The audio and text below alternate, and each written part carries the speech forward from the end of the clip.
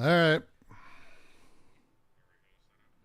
Yeah. Did you want to join for a little bit, or do you just want to? You're just going to crash the fuck out. You're done. That is fair. That is fair. That is fair.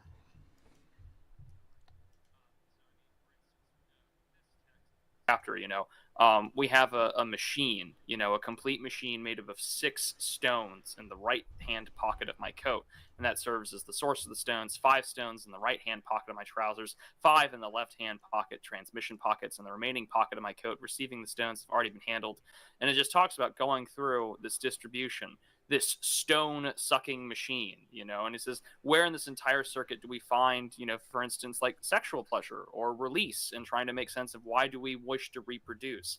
And it's, obviously it's because we have this desire to produce life. We have this desire to have release. We have things that are built for a specific purpose. And because of that, everything can then be brought down to a very Marxist sort of lens about production. No, it's from a book. That's from a book. He's talking about how you wouldn't reduce that to like family trauma or the sex drive. He's trying to. He's trying to. All right. By the way, Samuel Beckett's complete novels are $25 on Amazon right now. Hey, I just went through and I got a bunch of D.H. Lawrence works, which I think I was yelling at you last stream about getting some Lawrence going.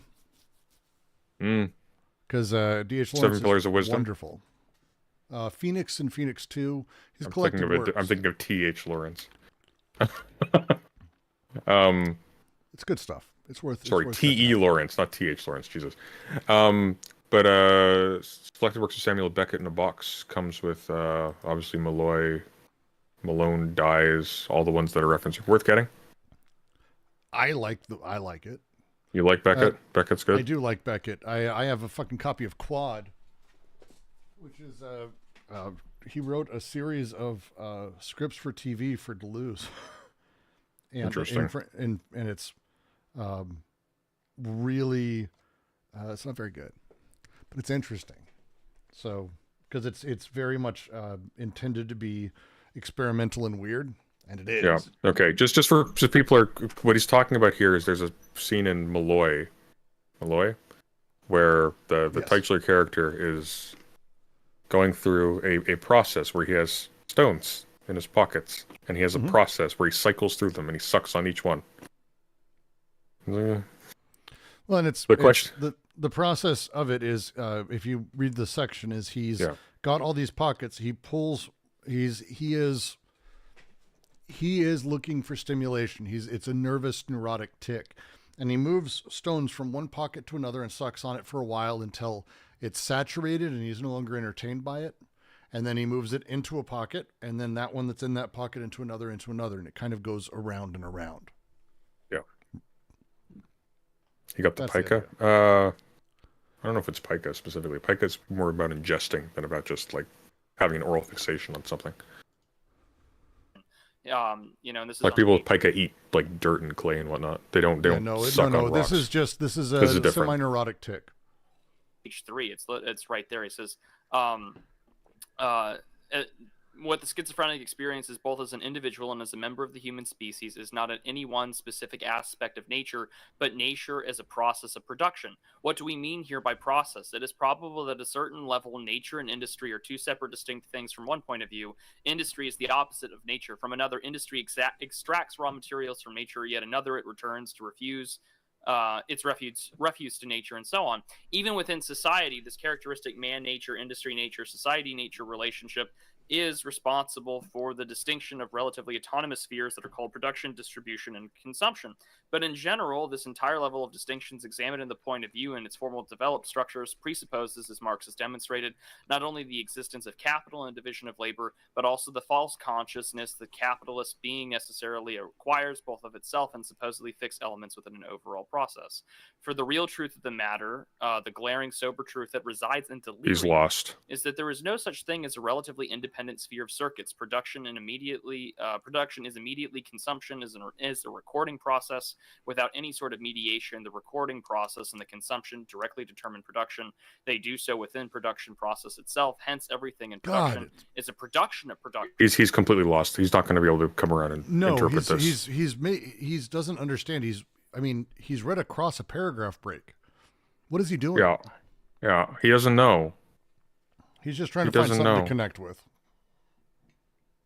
The flow, an action of passion. It's like that scene at the end of Black Dynamite. That's how he's reading this. Production of recording processes, the distributions and little dick service points of reference, productions of consumption, sensual pleasures of anxieties, pain.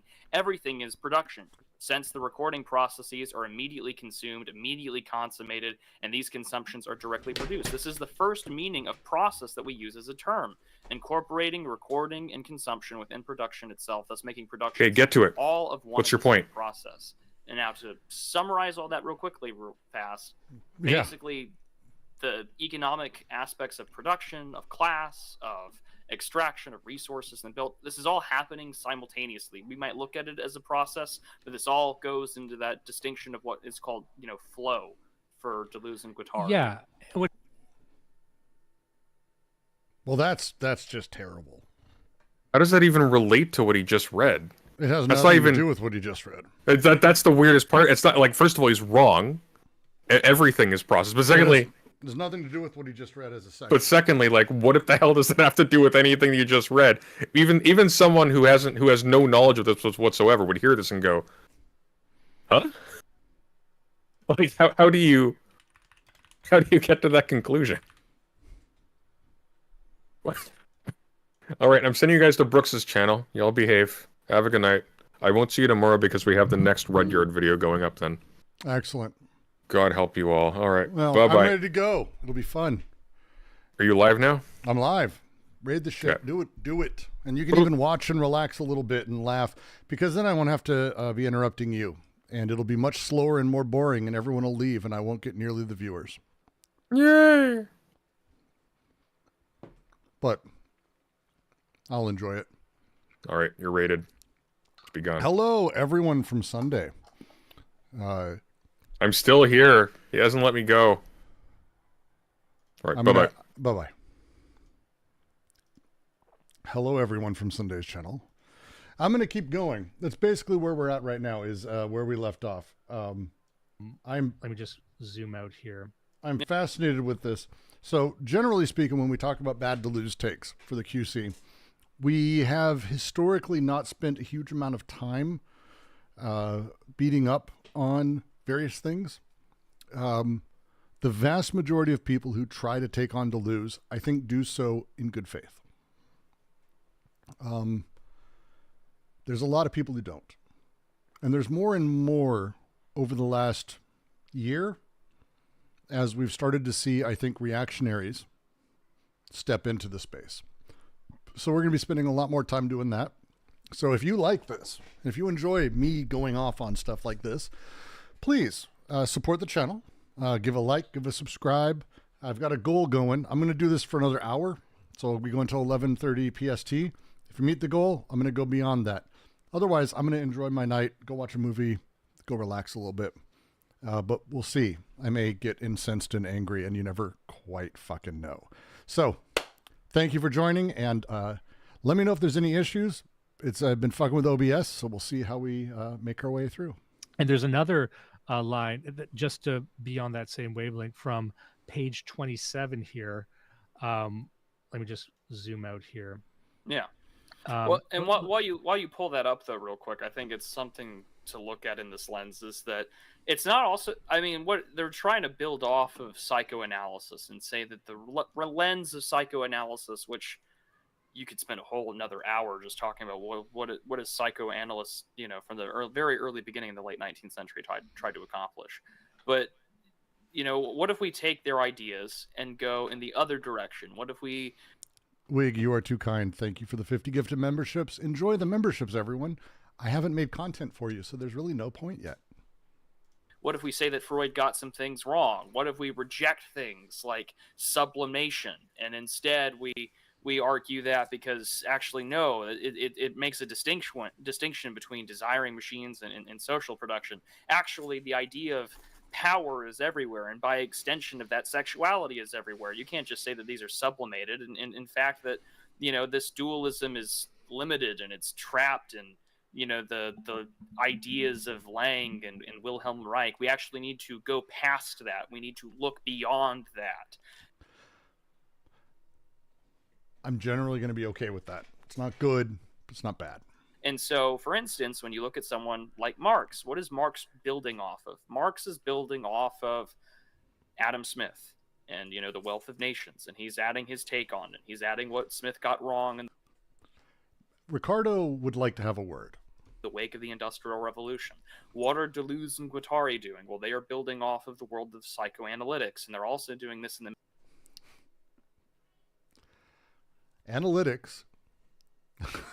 midst of social revolution, liberation movements, and the destruction of fascism as a political order after World War II. And so maybe the things that these guys were writing about was wrong. And we actually need to instead go further into the different direction.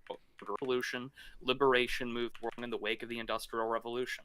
What are Deleuze and Guattari doing? Well, they are building off of the world of psychoanalytics, and they're also doing this in the midst of social revolution, liberation movements, and the destruction of fascism as a political order after World War II. I mean, no. I mean, yes, in the sense of these things did happen before anti-oedipus. I mean, I'm not going to say, oh, World War II had nothing to do with it. Of course, if I did. They're specifically writing anti-oedipus as a response to the failure of May 1968, which was seen in France, especially amongst revolutionary groups, as a massive failure of the left. And this disillusioned a huge number of people. It was a big, massive strike revolution, burned buildings, all kinds of shit. The people were hoping that, like, you'd have fucking beheadings in the streets kind of shit. And you didn't. And it kind of just continued a liberal government. And it kind of was like, phew. This book is a response to May 68. Absolutely not a response to the collapse of fascism, which I don't think anyone's ever said that World War II was the collapse of fascism. It's a fascinating way to put it. And so maybe the things that these guys were writing about was wrong.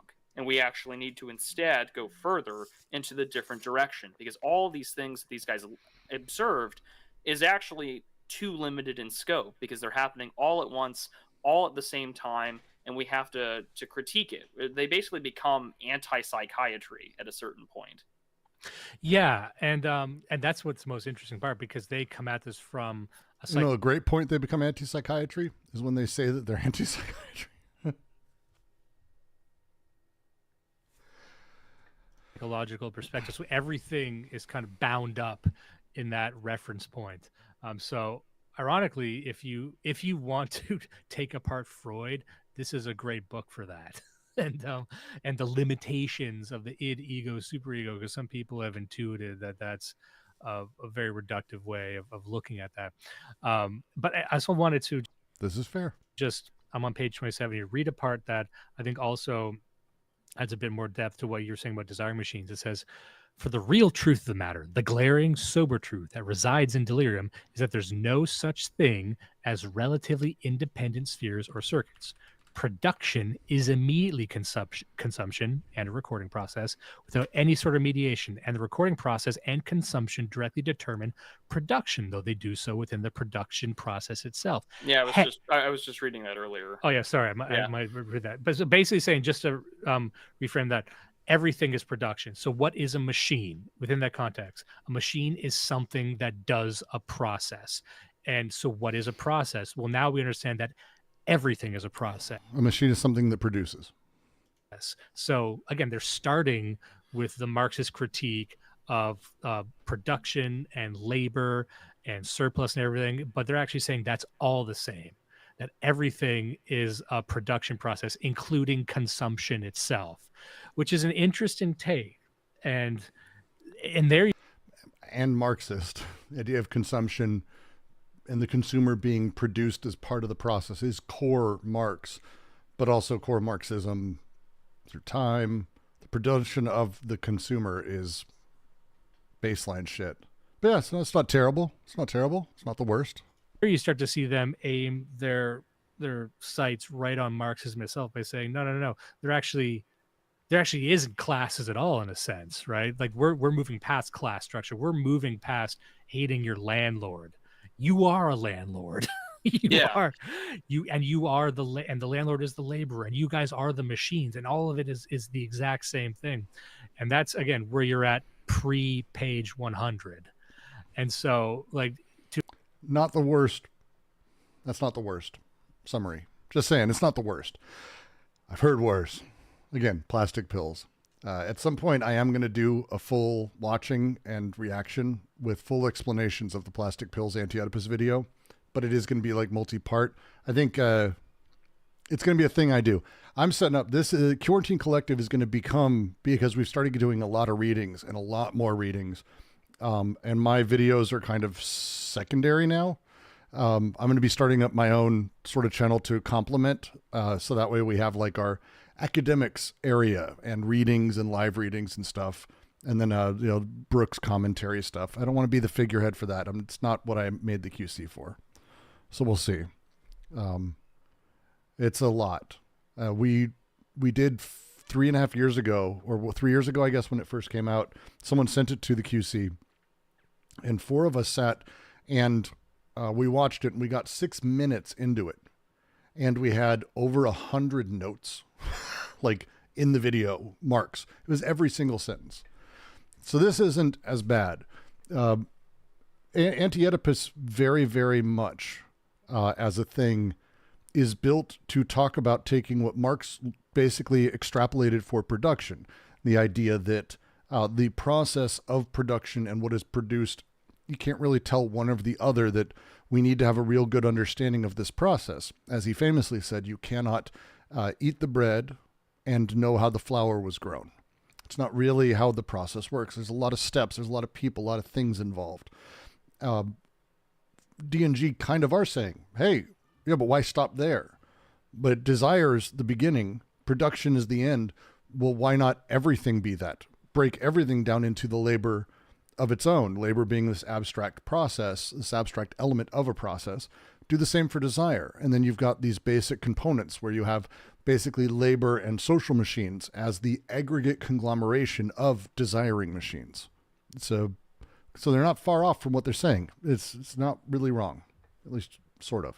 To understand a lot of the more interesting Marxist thinkers now, or leftist thinkers, they've just kind of moved outside of economics entirely, because I think they failed to comprehend economics and when they had the chance. So they have to say, oh, of course that does. Again, anyone on the right who says this is just basically someone who hasn't read a lot of economics, or is just so certain their view is absolute that anything else is wrong, which is just flatly silly as a thing. That's just not how that works. Doesn't matter, because we were always fighting a losing game, because to win, we actually have to destroy everything. And so, and I think it goes here on page 33. Let me see. Let me know if you cover this too. He says, the question whether desiring production and social production are really two separate and distinct productions, its one purpose is to point to the fact that the forms of social production, like those of desiring production, involve an ungendered, non-productive attitude, an element of anti-production coupled with the process, a full body that functions as a socius or society. The socius may be the body of the earth. Oh. A socius or society. I don't think that's in the... That of the tyrant or capital. This is the body that Marx is referring to when he says that it is not the product of labor, but rather appears as its natural or divine presupposition. And I just wanted to mention that because we've mentioned Marx. I don't know how many people have actually read Capital. I've read 2 volumes of Capital. I prefer the first one. I haven't really read much else from Marx. And I know, the people who are into Marx, they haven't read it either. So shut the fuck up. Like I'm the only It's true. fucking guy out here who's actually read that stuff. But there is one concept that I think was the seed for all this, and there is something about this idea that I can see connects directly to the CCRU writings and to a lot of other ideas. And it was the it starts with the labor theory of value. I'm not going to go into the entire thing, but just to put it simply, if people don't understand it, so you've got. Anyone else ready for the worst version of this yet? Every time I hear the labor theory of value explained, it's the worst version of it every time. And I don't know how. It's magic. It's magic. It's magic, I think, the way people misread it.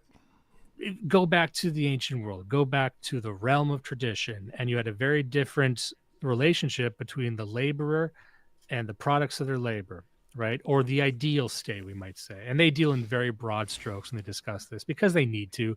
They need to have a comic book view of history. But it's like, you produce something and it's a complete one-to-one ratio. To call their view, and because again, he's moving around. I thought he was going to talk about Marx's labor theory of value. Instead, he's talking about Deleuze and Guattari's universal history, which they open up chapter 3 by saying a universal history, and the definition of it is where you basically go, hey, around this idea, this concept, this thing, we're going to look back through history. And it is singular around that. They're not historians. They're not working on such a thing. That's more Brauddel's category. Go read Braudel. But what they're doing as a thing here is intending to give a history through desire, through the BWO, through this machinic world, and explain how the sort of the genesis, the generative process of time and politics and social order gave us capitalism as we know it today, and where this happened and what the pieces are. It's an important distinction. They're not trying to give a history of everything. They're trying to give a universal history, which is a different beast. Again, ratio. There's no exploitation. There's no manipulation. It's a barter system. This is not true at all either. This cannot be. They can't be talking about it. They can't be. But it's like you produce something, and it's a complete one-to-one ratio. There's no exploitation. There's no manipulation. It's a barter system. You get 100% of the value of the labor. And something happens in the Industrial Revolution. Something happens with, and so they're talking about Marx now. McLuhan could weigh in on this, but the segmentation of time, the idea of specialization. And this is something that they really get into in this book, about how everything in the past was holistic and homogeneous, and we started segmenting time and segmenting jobs and segmenting classes. It's segmentation upon segmentation. So, okay, no, they don't. They don't do this. At no point do Deleuze or Guattari in any of their writings, let alone this book, valorize the noble savage.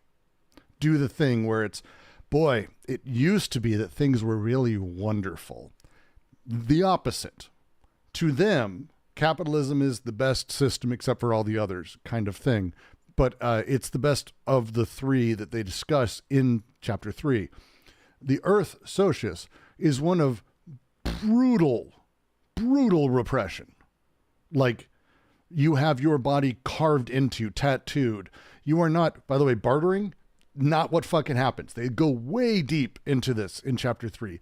There is no exchangism in society. Instead, as Godelier and others have shown, it's instead a debt-based society that mobile blocks of debt that are sort of modular and shifting move amongst people in a social space, but it's not one of bartering.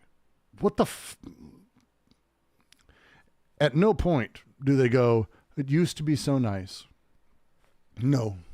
The idea was, just to give an example, a person labors in a factory, and you've got the guy, the boss, can't tell if they're talking about the Marx. capitalist who owns the factory.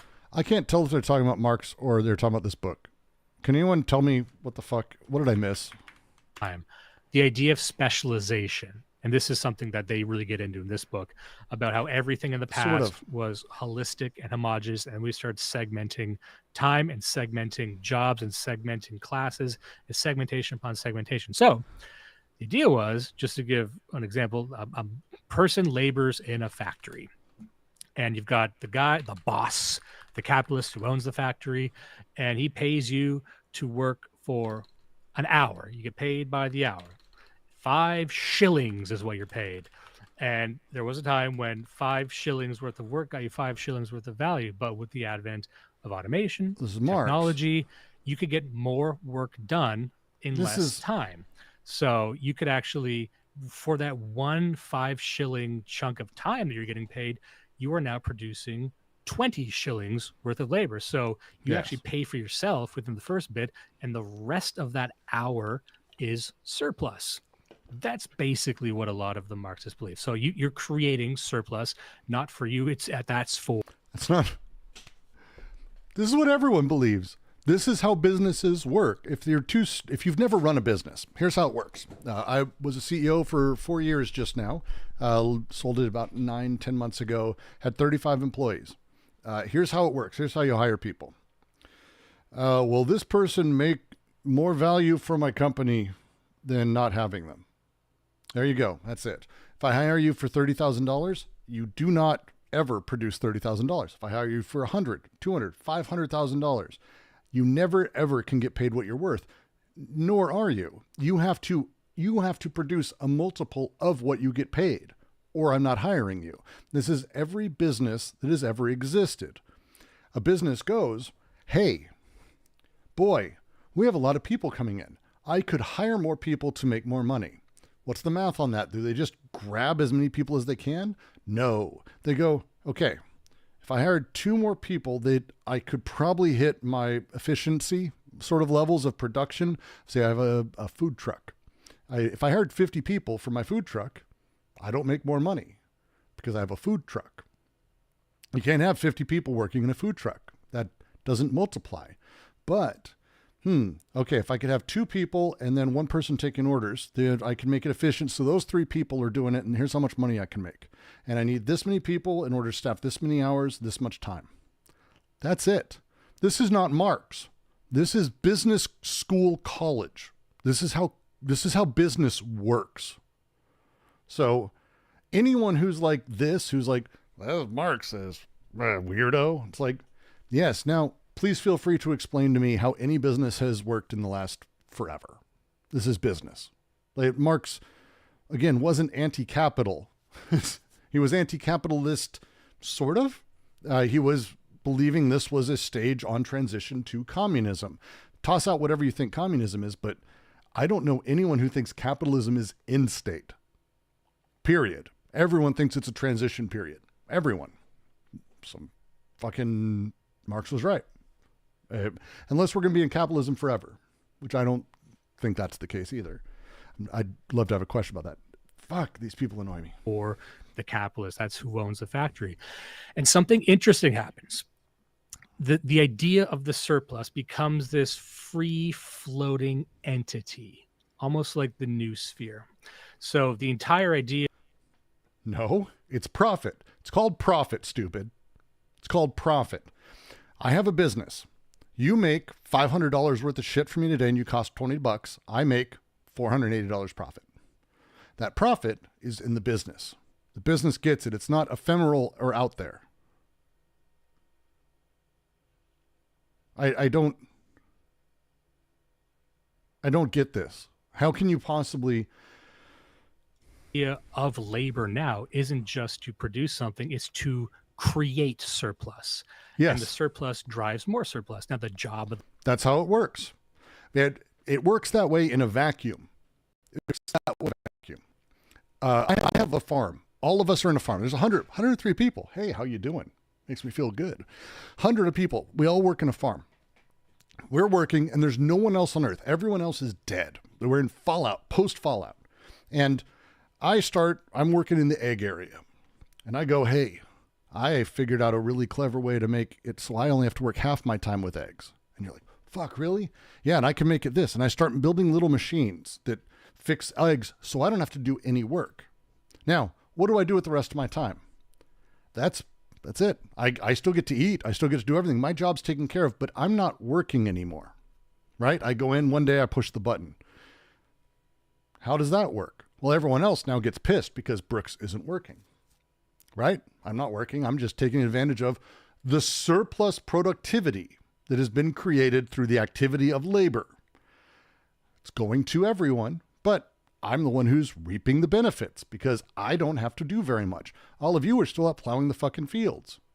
This is how it works. Take any business. This is what profit is. This is how the setup works. If I start a business that's going to make t-shirts, I buy t-shirts. I expend capital to buy everything. I have sunk costs. I've spent my capital. I've got a business. I've got my fucking 4 walls and a floor and a ceiling with 1 light. And I hire 10 of you. And your labor produces shirts. I bought them for $2. I resell them for $20. You make all good shirts. That $18, that's it. That's profit. Now that profit didn't exist before. That money is now in the economy. It's in the economy. I have it in the business, and I can use it to buy other shirts. I can use it to expand my business. I can use it to just buy a bunch of cocaine and prostitutes. It doesn't really matter, but the money is now out there in the world. How? That's fucking weird. It was created. Profit was created. That didn't exist before. This is capital. This isn't even Marx, really. This is like boring Smith. This is like. But the capitalist is, I need to get as much surplus as I can for the minute. One sec, I've got fucking audio glitch. Fucking unbelievable. Just get a little. Very frustrating because it's. What is it you're trying to talk about here then? Minimum amount of work possible. And then if you take this to the extreme, because there are people who believe this wasn't just like business people, a Bond villain concocted by Marx. This is also Milton Friedman. Milton Friedman, who some people might famous socialist recognize the name of. You can find videos of him. He is one of the few staunch defenders of not only capitalism, but the extremes of capitalism. You can read Capitalism in Power, is probably the best book for that, or watch any of his lectures. Now, here's the guy who says that the free market can solve every problem. Libertarians used to love this guy. They don't now, but they used to. And he said that money can solve, greed is good. He's the unironic greed is good guy. It's true. And he's the guy who says the only purpose of any business, the only purpose of any corporation is not only to produce the best product, but maximize profits and maximize profits as much as possible and fast as possible. In fact, that is the sole function of a business. And you extend that to shareholders. The job of the corporation is to make these shareholders as much money as possible, as fast as possible. And this is where you get, I believe, a valid critique of that model. And remember, these are real people. I haven't heard a critique yet saying that, well, that's incongruent with a time horizon, like maybe making the most money for the next quarter actually hurts your profits in 5 years, 10 years. And he would say that doesn't fucking matter. You need to make the most money for the next quarter right now. No. So no. The question is whether or not you're a Randian about this, who's able to justify and believe that within capital and capitalism, there's a responsible, held back way to behave, that you should be socially conscious when you're a capitalist overlord. That's the question, because all of them believe in making as much money as they can now and being aware of it. None of these people give a shit about long-term profits for any of these companies. Go find me one. Feel free. Not a thing. No one gives a fuck about any of these things. So the idea is, oh, well, they're not a true capitalist, is what he's because they're really the responsible thing is to think about, oh, over the next 6 months to a year, we shouldn't do everything we can to make every dollar. Except that's how every single capitalist works. They're all about that. De-risking, possibly. Would what I'm investing in lose money? Yes, but if it can make money tomorrow, they'll do it. Oh, the audio is crunchy again. God damn. So, and that becomes almost its own separate organism. So what you get in this sort of book is the adoption of that model, and a lot of these sort of ideas breaking off and becoming their own organisms, becoming their own entities that you can't necessarily control in like a metaphysical sense. So with Marx, you have like the metaphysical organism of the surplus that's haunting everything. And with this, that organism has evolved and mutated into something really complex. Like this, I don't think you get this book without a highly mutated concept of this free floating thing called the surplus, which now becomes almost like everything. Yeah. I didn't hear a single critique of Marx or the idea of any of that in anything he said. Just that it's not true. Right? No? Anyone?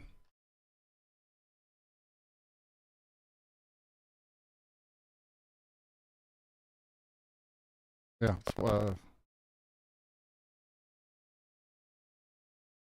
That was just nuts.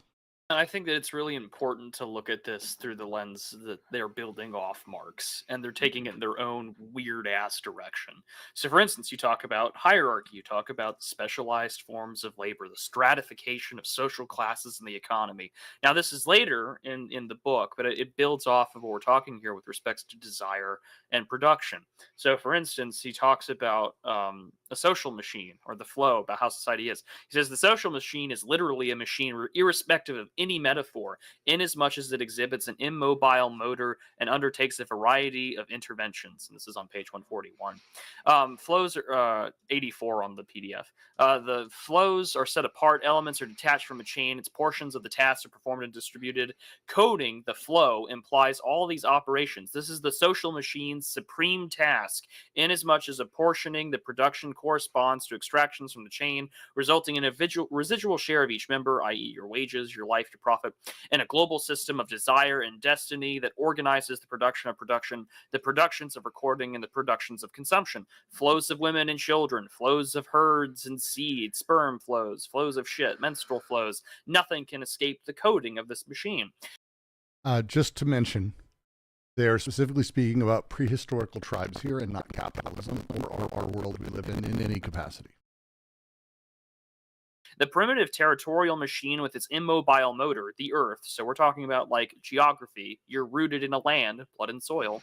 The primitive territorial machine, its immobile motor, the earth, is already a social machine, a mega machine that codes the flows of production, the flows of the means of production, the producers and consumers. The full body of the goddess earth gathers itself to cultivate the species, the agricultural implements, and the human organs.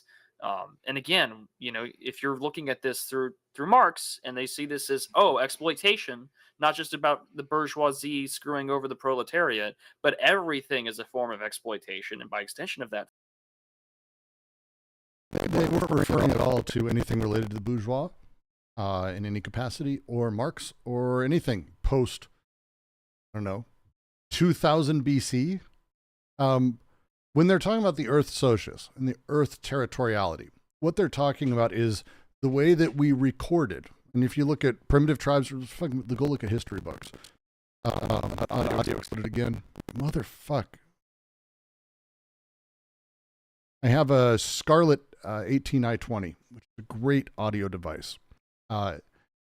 It's been doing this the last little bit, and I cannot figure out for the life of me why. This happened last stream. And it goes crunchy, and then it goes shit, and then it's fine again. I think it's fine again for a moment. Then it does it again. There's absolutely nothing in Windows saying why it's doing it. It's not in the device. I'm listening on monitors. I've got monitor speakers set up. I got nothing. And is it still bad? At least you have the subtitles.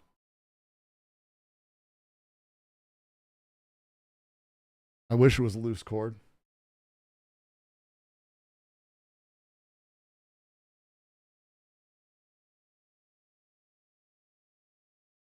And a USB cord's the only other cord. Happy day.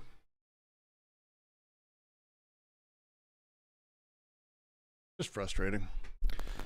I'll have to figure it out at some point, but I can't right now because we are in the middle of this. So it is what it is.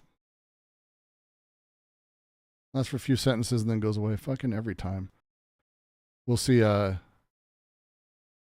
me turn on monitoring because again, it's not coming in from the hardware, and that's the part that's really fucking is every time. Seems to be with OBS. I can't figure out if it's me. Was the web doing it as well? Like the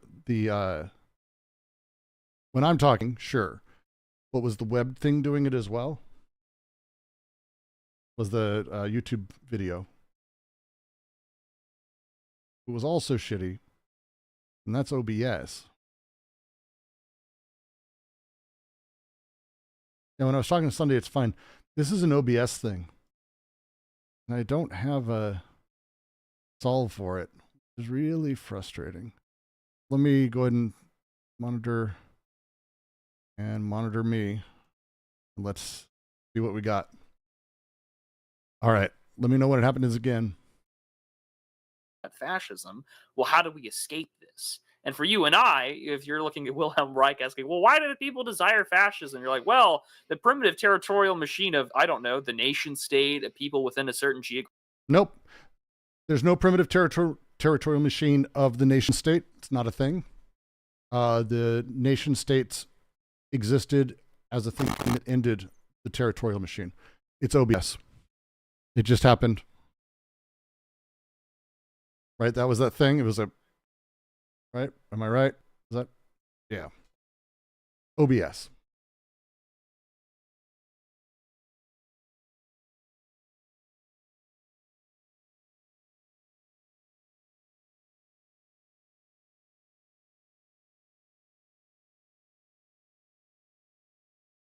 Just give me 1 second.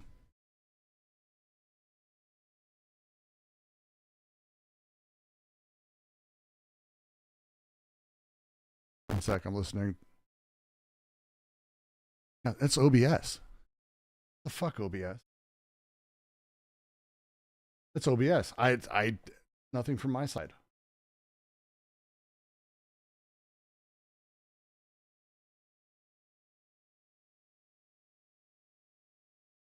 Fascinated by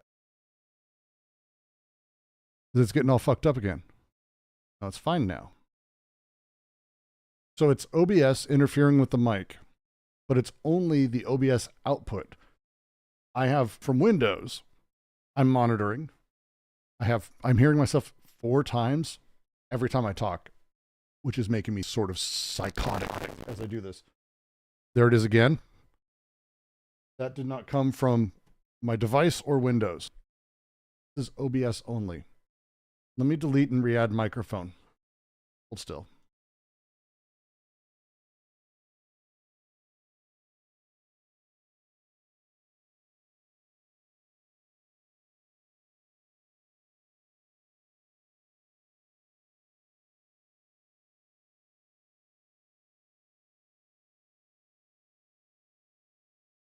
Go here.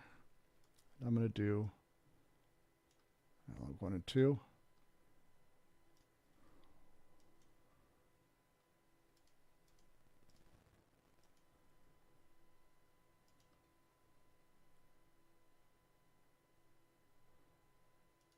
This should, in theory, be working slightly better, but we'll find out. So I'm listening to myself again. We'll keep going.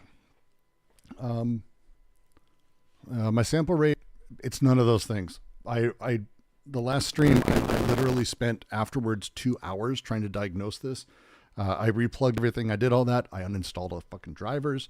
I re-added everything. I didn't re-add everything to OBS. I re-added everything to Windows. Did all this shit. Very frustrating. Across the board. Sample rate's 48. It's 48 in everything. 48 here. No changes. No weirdness. It's across the board this very strange thing. And it's happening again. It's fucking wild.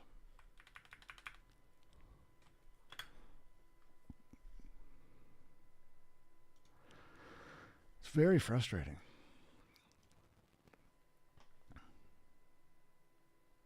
It's completely set me up into this fucked up.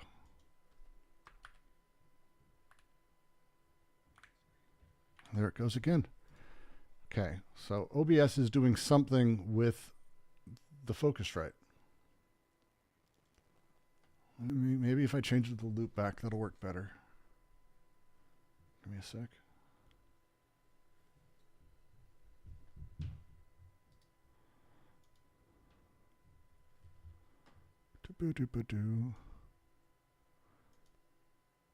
Sorry, everyone. Apologies. I don't need to keep listening to myself. The buffer size is, I've changed it from literally 16 to 1024, which is the highest it goes. I've tried everything in between, changed the clock source. I could turn off, see, there it is again. That's only OBS. Everything else is getting a just perfect signal.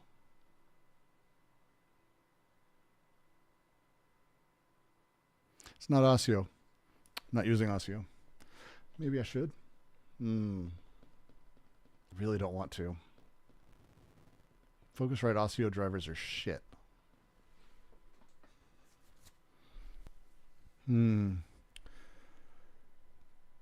Let's try to turn off safe mode. And we'll bump that up if it does it again. These are the last settings I've got. It did it again. Almost immediately. That's magic.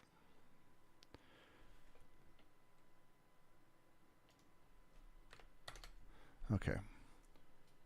We're going to solve this right now. Sorry, everyone. Putting a timer on. I'm putting the timer on pause. We're going to do more here. I just want to get this fixed, and there's enough of you to... There it is again. Fuck. Goddamn thing. All right. So we want to control... Focusrite control is not launching, which may be a problem for me.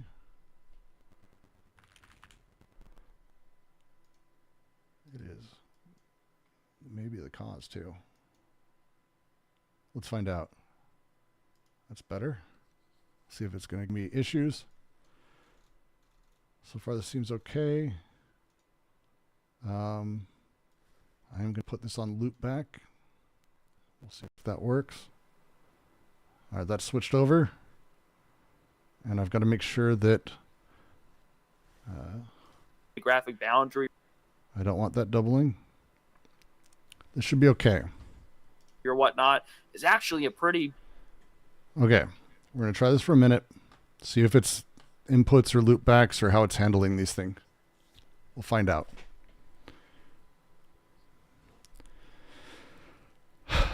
Wish me luck.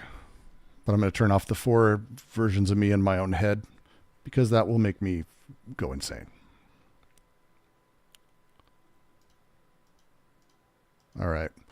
If it happens again, it happens again, and we'll just deal with it for the rest of the stream, and then you guys can, yell at me, which is fine. Let's keep going. Basic, not a half bad idea to work off of.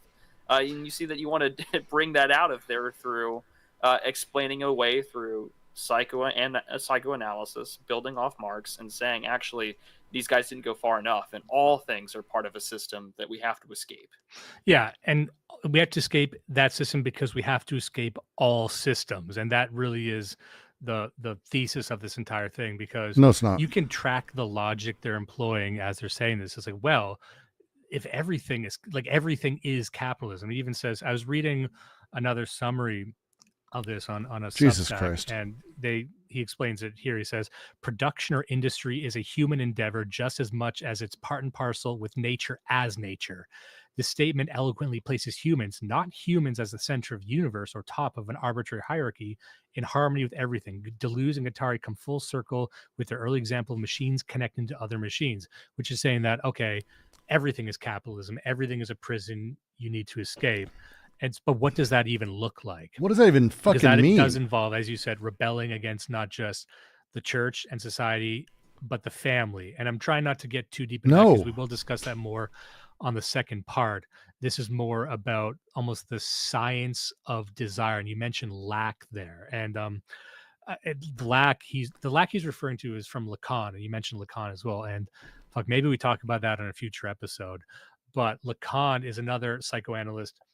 And it's there, I think you get a lot of the perverted stuff, because as I'm Okay. Lack is not something they get from Lacan. Lacan didn't invent lack. Lacan's version of lack is extremely convincing and good. I was a big fan of it for a very long time. And I still am. I actually like Lacan's writings for the most part. I don't agree with them, but they're not like bad or anything. But lack as a concept, basically, the question of base layer, where do we start as a thing? What is the base of things? We tend to start with lack. What this means is that there's a negation. For psychoanalysis, the way that they talk about it is that there's a cleaving in our experience of the world. Lacan's version of this, which I think is an easy version to sort of grab of it. Lacan's version of this is, as a child is growing up, they're baby walking around, and at some point they see a mirror. Now, early on, I have kids. This is spot on, by the way. This is like empirically observable. They might, fucking mirror. They don't know mirror. They don't know themselves. They just think it's another baby, another thing that confuses them, frustrates. Some kids cry. But at some point, they'll go, fuck, that's me. That realization is a cleaving in reality. Prior to that, they didn't have the infant, the child, didn't really have an understanding of things outside of their immediate, sensory reality. But now they're able to see themselves. That creates, it's the mirror stage. This creates that's me, a separation of me from myself. Rather than before that, me is me, I'm me. In fact, children very often identify mom as me because they don't really see a separation in their existence between themselves and mom. That what it means to be me is a thing.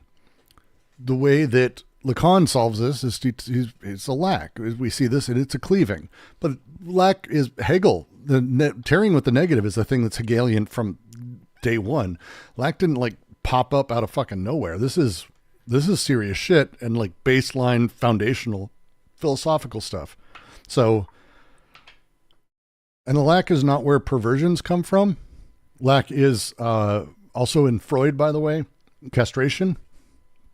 Lack, the understanding you don't have everything, the understanding of your own sexual castration, your repressing of your sexual desires for your mother, and the repressing of your hatred for your father. So one day you can have your own, you can be a motherfucker, but the mother is your wife to your own children. That thing is what they're sort of getting at here. This is not a thing. This is a terrible version of all this.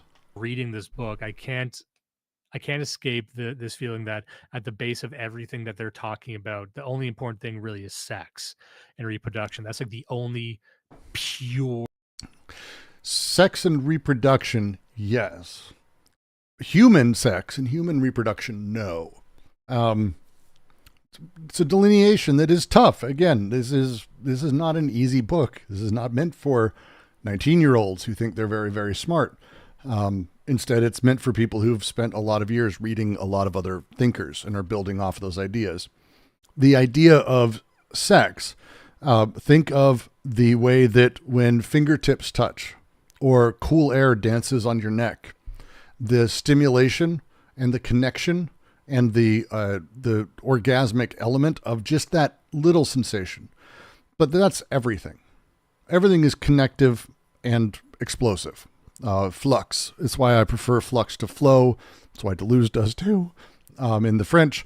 But the flux, the afflux, the surge, it's meant to have the sort of style of orgasmic, the coming, explosive. But it's not about a penis. It's not about a vagina. It's not about human. It's not about you or me. It's way earlier than that. It's all the parts of you and all the little desiring machines and all the little pieces that ultimately together come to be you and you call you. So it's not, and it's about those things reproducing and producing more and producing more and producing new, making new. So when we're saying reproducing, yeah, it's not reproduction, but it's reproducing in the way machines might as a thing. Let me know if the audio's been fucked up at all. It seems like it's going well from what I can hear, but let me know. Seems like I may have solved a thing. Or desire. Everything else, and they outright say this. Desire is pre-personal. Desire that we know of is actually a product of repression. That, and I guess we'll spoil this now, sort of the Oedipal drive. What is the Oedipal drive? To kill your father and fuck your mother.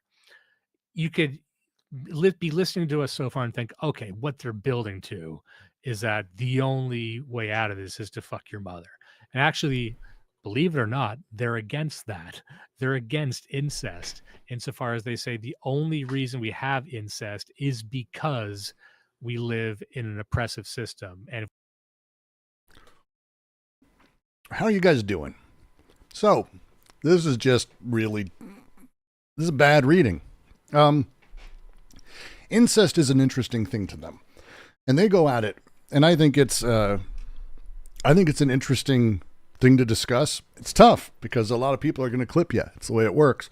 But when they're talking about incest, they use this phrase and they talk about it in primitive tribes. Incest didn't exist.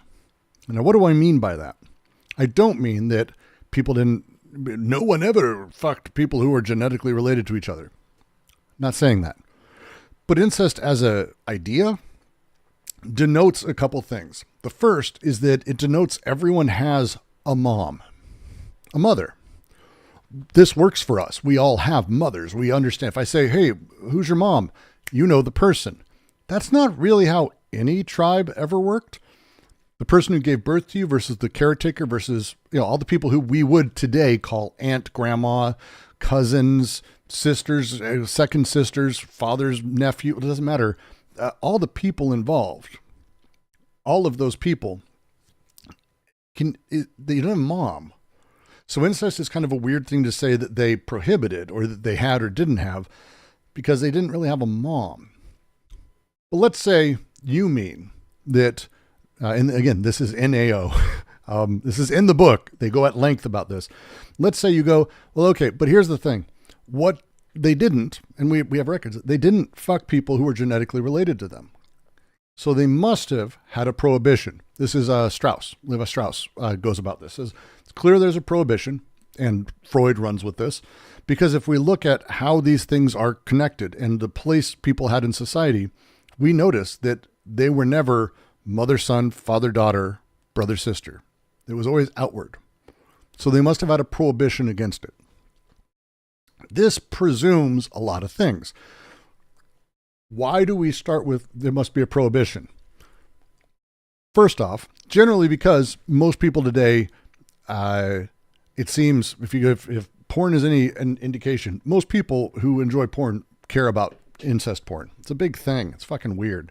It's a thing, though. It's everywhere. So we have a really weird relationship with such things. But if we rewind the clock, how did people choose who their sexual partners were? There is a such thing as not having a prohibition. In fact, there's a such thing as having a thrust outwards, a drive that's so strong that the opposite doesn't fit or doesn't matter. My son yesterday didn't play video games at all. I did not tell him not to play video games. I didn't stop him from doing this. There was no prohibition. At the end of the day, he was fine. And you'd go, but you must have, because he played video games every day and he acts really shitty if he doesn't. Instead, his drive was other things. There's other shit going on. And when you're in these tribes, and if you understand how these tribes work, and this is Godelier's basic critique of the guy he studied under, Strauss, and he wrote a big book on Strauss, I highly recommend. He's like, well, actually, if you take a look, the way people function with this is a little bit different. People needed to marry outside of the family. You have your filiative line. I have more kids. We produce literal people. My wife and I, great. And we're producing people. But it's not enough. We need to have alliances with other tribes, people, families, whatever it is. So there is a thrust, a drive, a push for children, younger people, to mate outside of the filiative line. There is a drive to do this, and it's consistently seen across the board. It's not that they had a prohibition against incest. It's instead that we are writing our prohibition against incest because in our world, copulation, sex, and procreation has nothing to do with economics at all. There's no reason to not fuck people. We have, genetic this, that, moral reasons, ethical reasons, but they had real reasons not to do this. They did. If you produced people with your daughter, if you fucked your daughter and you had kids, your daughter can't marry outside of your family. You would become isolated. This is a West Virginia Hill people is a fucking thing that happened. People became isolated. They inbred. This is a thing. I have family in West Virginia. Don't make jokes. I already did. I've already beaten you to it. But that thing that's happening, that germinative strain needs excess alliance. And that's what you do is you marry and you fuck and you have other kids with other families, which solidifies and increases the size of the group. That's the thing. You don't need to prohibit incest.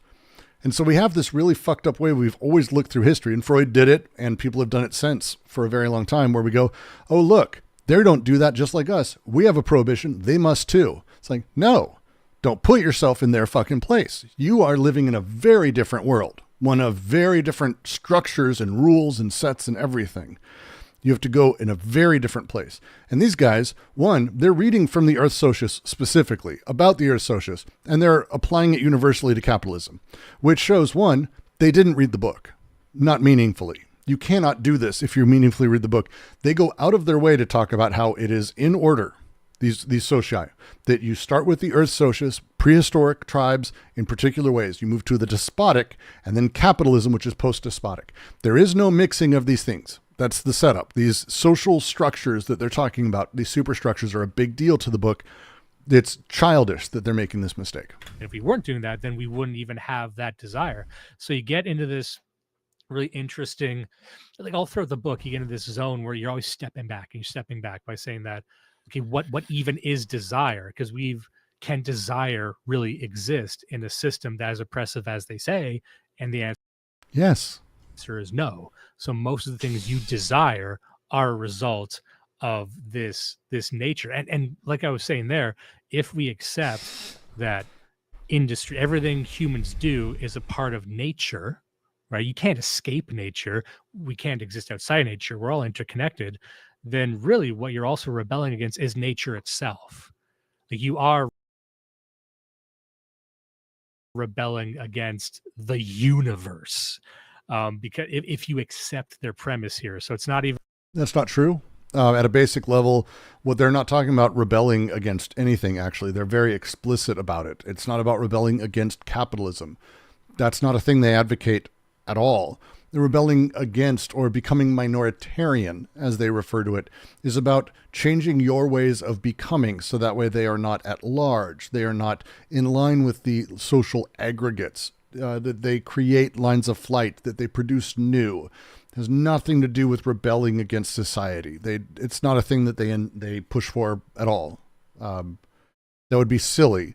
They're very much in the Nietzschean camp. Also, they flatly say as such that it's how to explain.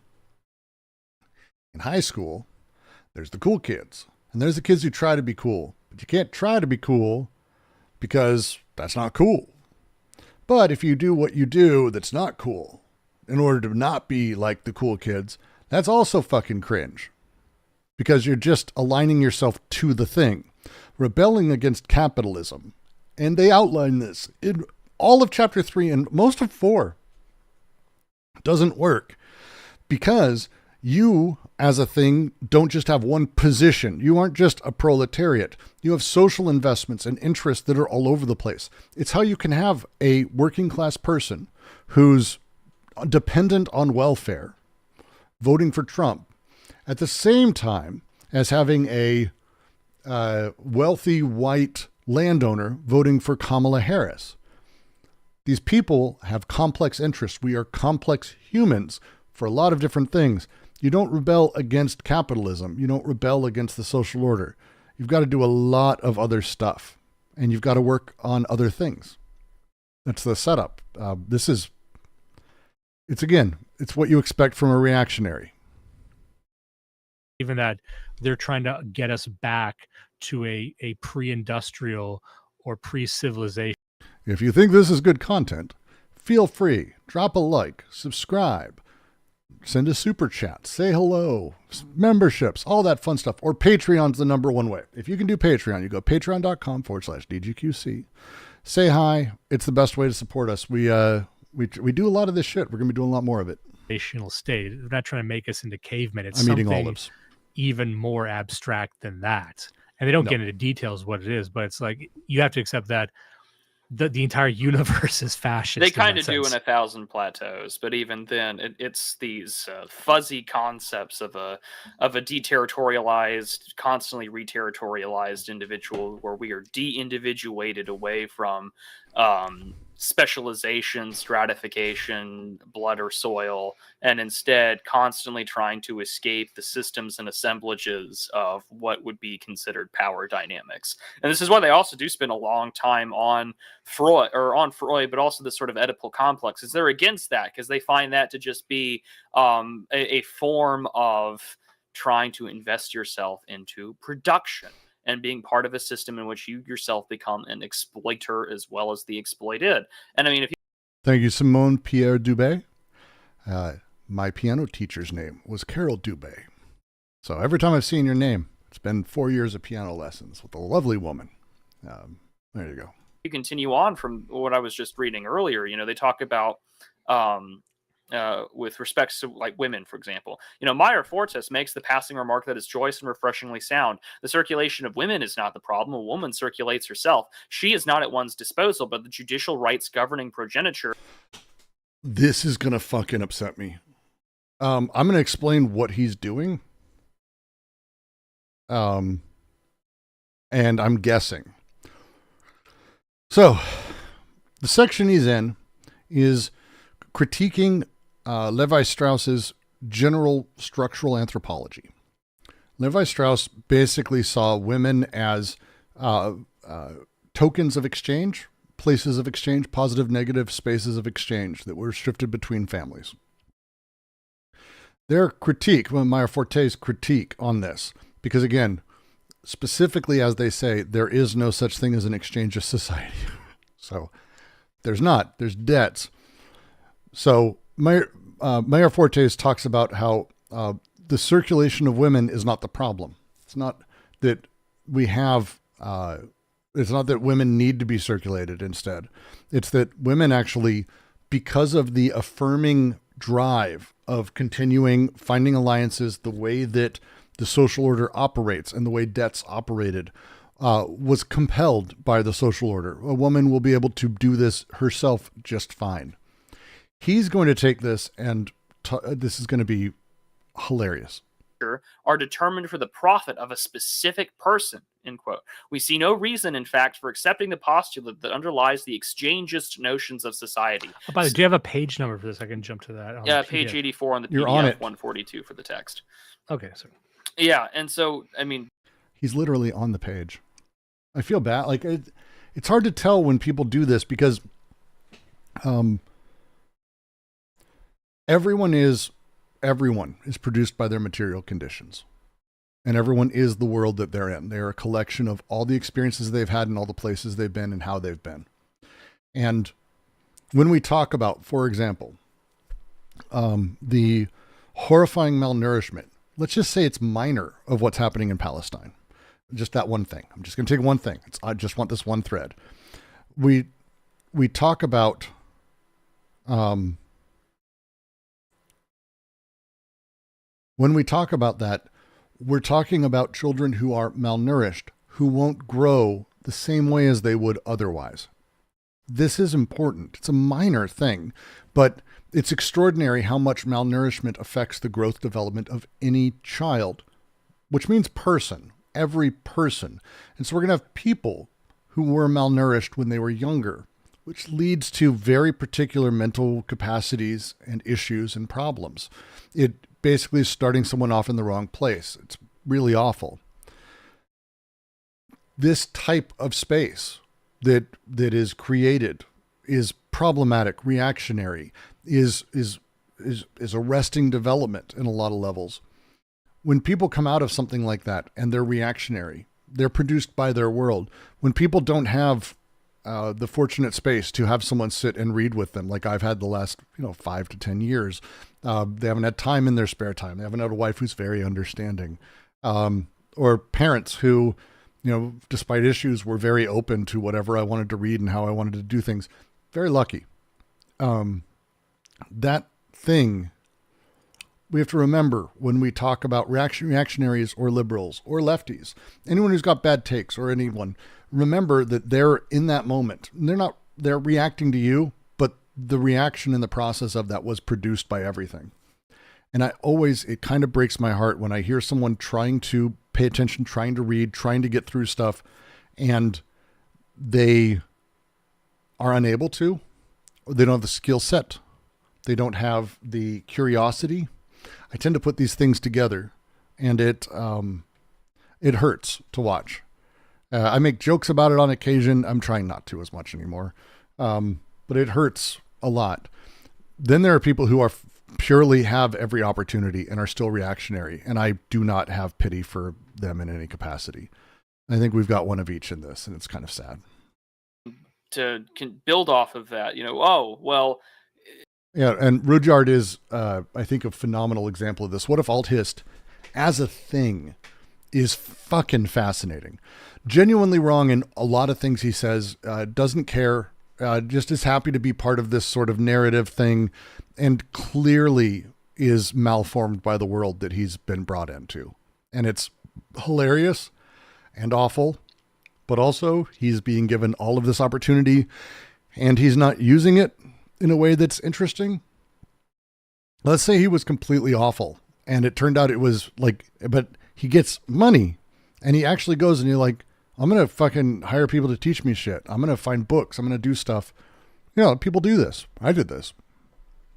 He did not. Instead of just himself. Ego. It's a bitch. The notions of the family, right? It's predicated on, well, who profits? Why do we have these laws about your progeny? Which is very funny considering France having paternity laws and tests illegal. But in this respect, it's you have this text here that is saying, well, these laws are part of a system. Who profits? Qui bono? Well, clearly the man, clearly the father. This exchanges to notion of society. And to continue on here real quick, it says. We see no reason for accepting that postulate that underlies exchange's notions of society. Society is not, first of all, a milieu for exchange, where the essential would be to circulate or to cause to circulate, but rather a socius of inscription, where the essential thing is to mark and be marked. There is circulation only if inscription requires or permits it. The method of primitive territorial machine, in this sense, the collective investment of organs. He does this. This is so complicated. They are speedrunning Levi-Strauss and Godelier in 3 paragraphs. And he's just running through this as if he grasps any of it. Don't do this. Don't be this. Don't be this person. Desire equals reflexive pursuit of neurochemical equilibrium. People think it's personal desire. I did a video on this. It's not. Everyone gets it wrong, including ContraPoints. It's fine. But you can get it right. Stop doing it. Repression equals calibration of equilibrium to pro-social behavior through No.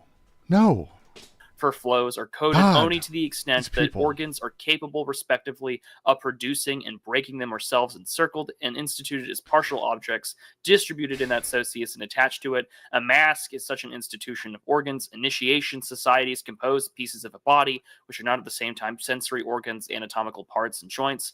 Prohibitions, see not, speak not, apply to those who in a given state or on a given occasion are deprived of the right to enjoy a collectively invested organ. The mythology sing of organs, partial objects and their relations with a full body that repels or attracts them, vaginas riveted onto a woman's body, an immense penis shared by men, an independent anus that assigns itself to a body without one, as the Gorma story begins. When the mouth was dead and other parts of the body were consulted, which of them would take charge of the burial? The unities and questions are never found in persons, but in a series that determines connections, disjunctions, and conjunctions of organs. That is fantasies or group fantasies. It is a collective investment of organs that plugs desire into the socius and assembles social production and desiring production onto the whole of the earth. And so everything about production and how these things are assembled together. He just This is so. So I'm going to teach you a thing. I'm going to be happy to teach you. Here's how it works. You need to watch your emotional reaction to reading things. That's it. I'm going to be your dad. I'm doing this with my son. It's tough. People don't get taught this. You're going to read something someday that you don't understand. And if you just keep reading and you go, I'll figure it out, you're fucked. You are fucked as a person because you're going to keep doing that and you're going to keep hoping you can figure it out later. And what you'll do is you'll get to the end of the thing and you will figure out what all of it meant, not any single piece. Anti-Oedipus doesn't allow that. It's one of the things that makes it actually a really fun book to sort of see if someone's intellectually honest, because if you sit and you actually look at it, each of these sentences is kind of really profoundly thought-provoking to me. But whether you understand it or not, you don't. If you do understand it, great. Good for you on the first read. You win, but most of us don't win. So when we are reading and we go, a Gorma story begins, when the mouth was dead, the other parts of the body were consulted to see which of them would take charge of the burial. Gorma story? What's a Gorma? They haven't talked about the Gorma tribe. They haven't talked about these very particular studies by Godelier and Strauss with papers and books written about them. They're talking about this way that socially, not today, tribes, prehistorical tribes. Again, this is in the chapters of the book, specifically about prehistorical tribes. Which again, he's applying it to today's world, which is awesome. It's fucking hilarious. But what they're talking about here in that sentence, that one sentence, and kind of the point of the paragraph, that's the best I can do. I've been doing these readings for 3.5-4 years now. But this little bit, tribes don't really have a personal. Tribes people don't exist in that way.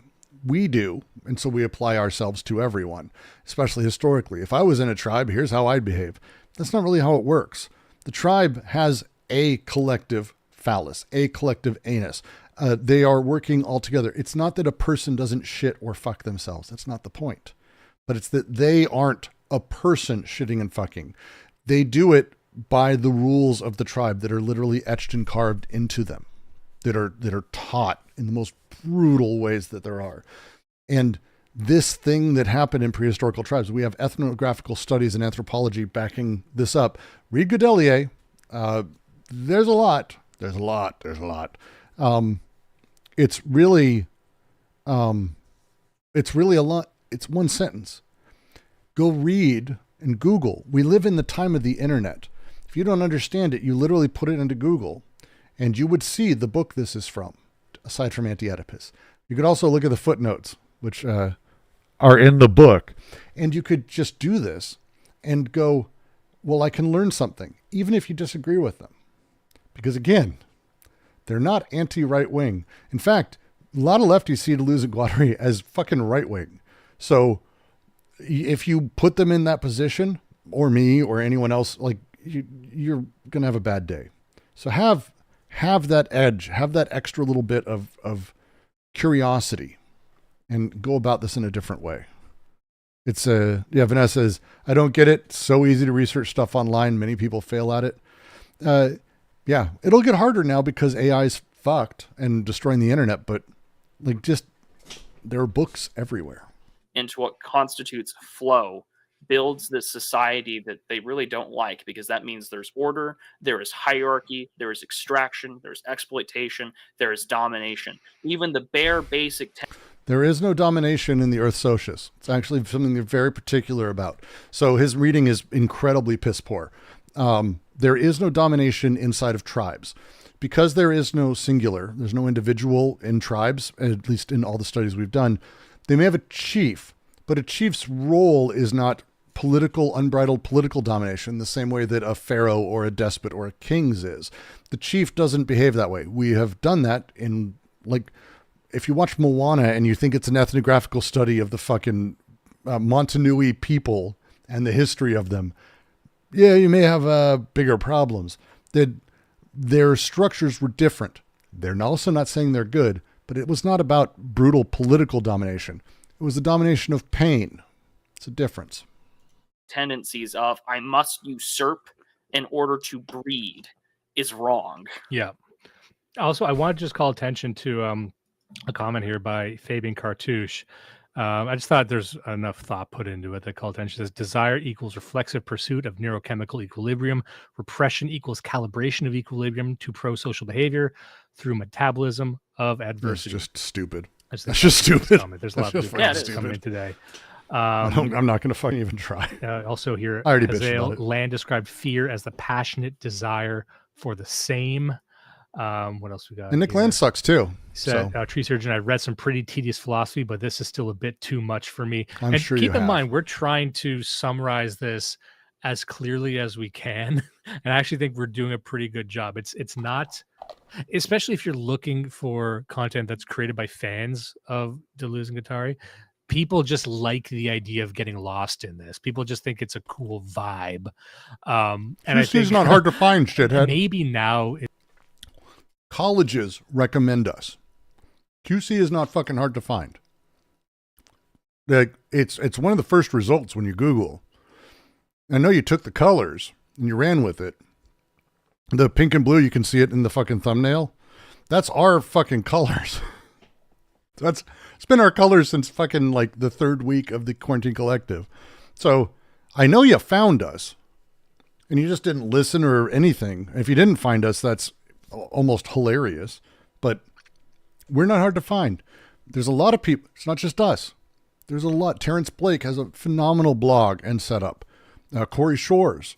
There's a lot of people. Daniel Smith and all of his work with Purdue. People do extraordinary public work with Deleuze that help explain things. Eugene Holland, which has a fantastic book that I know reactionaries enjoy even because it's a great way to sort of soften when people go in with this reactionary tendency for Deleuze, which is tough. I mean, a lot of people go, oh, he's fucking weirdo, lefty or whatever. He's so woke. And it's like, hey, he's the opposite of a lot of that shit. I recommend Holland. Holland has a great book, Market Communism or Nomad Capitalism. I think it's one of those, flip of the other. It's about all of this. Great, very fun read, solid, very, I find it approachable and I tend to recommend it. His book on anti-oedipus is also phenomenal. Like there's a lot of people who've done this shit. Like Jesus Christ. Is the time, if you're willing to get into the If they're talking about us at Horizon, no comment. Body without organs. Do you think we should? Because it's related to the desire machines. What do you think? Oh, we can. Yeah, let's go for it. Now, just to set this up, this is just the second part, desiring machines, because we're almost creating a Cartesian space. Because as you're describing all this, you're kind of, there actually are diagrams in this book. Maybe we can pull those up that visually show what they're referring to. But you might have heard the term body without organs before. Don't go to like chapter 4. We were talking about this is gonna, if they're gonna do this, they are going to talk about the body without organs, which is chapter 1.2. Then they're going to show pictures from chapter 4.1. Yeah, the end of 4.1 that are of the socius. So this will be fun. This will be fun. They're not going to do it right. And this just before we went live. If you look up the phrase body without organs on Wikipedia, did you have that open, Prude? I remember you were about to read it before. I thought it was funny. Just where is it? Body without organs. So we joked at the beginning of the stream about like the old Jordan Peterson copy pasta. Explain Deleuze to me. Don't dumb it down or I'll fucking kill you. If you look up the body without organs article on Wikipedia, the first sentence is that the body without organs, or the BWO, or French corps sans organes, or CSO, is a fuzzy concept, in which a fuzzy concept is defined as an idea in which the boundaries of application can vary considerably according to the context or conditions, instead of meta being fixed once and for all. This means a concept is vague in some way. Yeah, no shit. Just imagine the transgender individual just sweating, trying to like write Sweating bullets. the career Wikipedia editor. Like, what's the bar with words?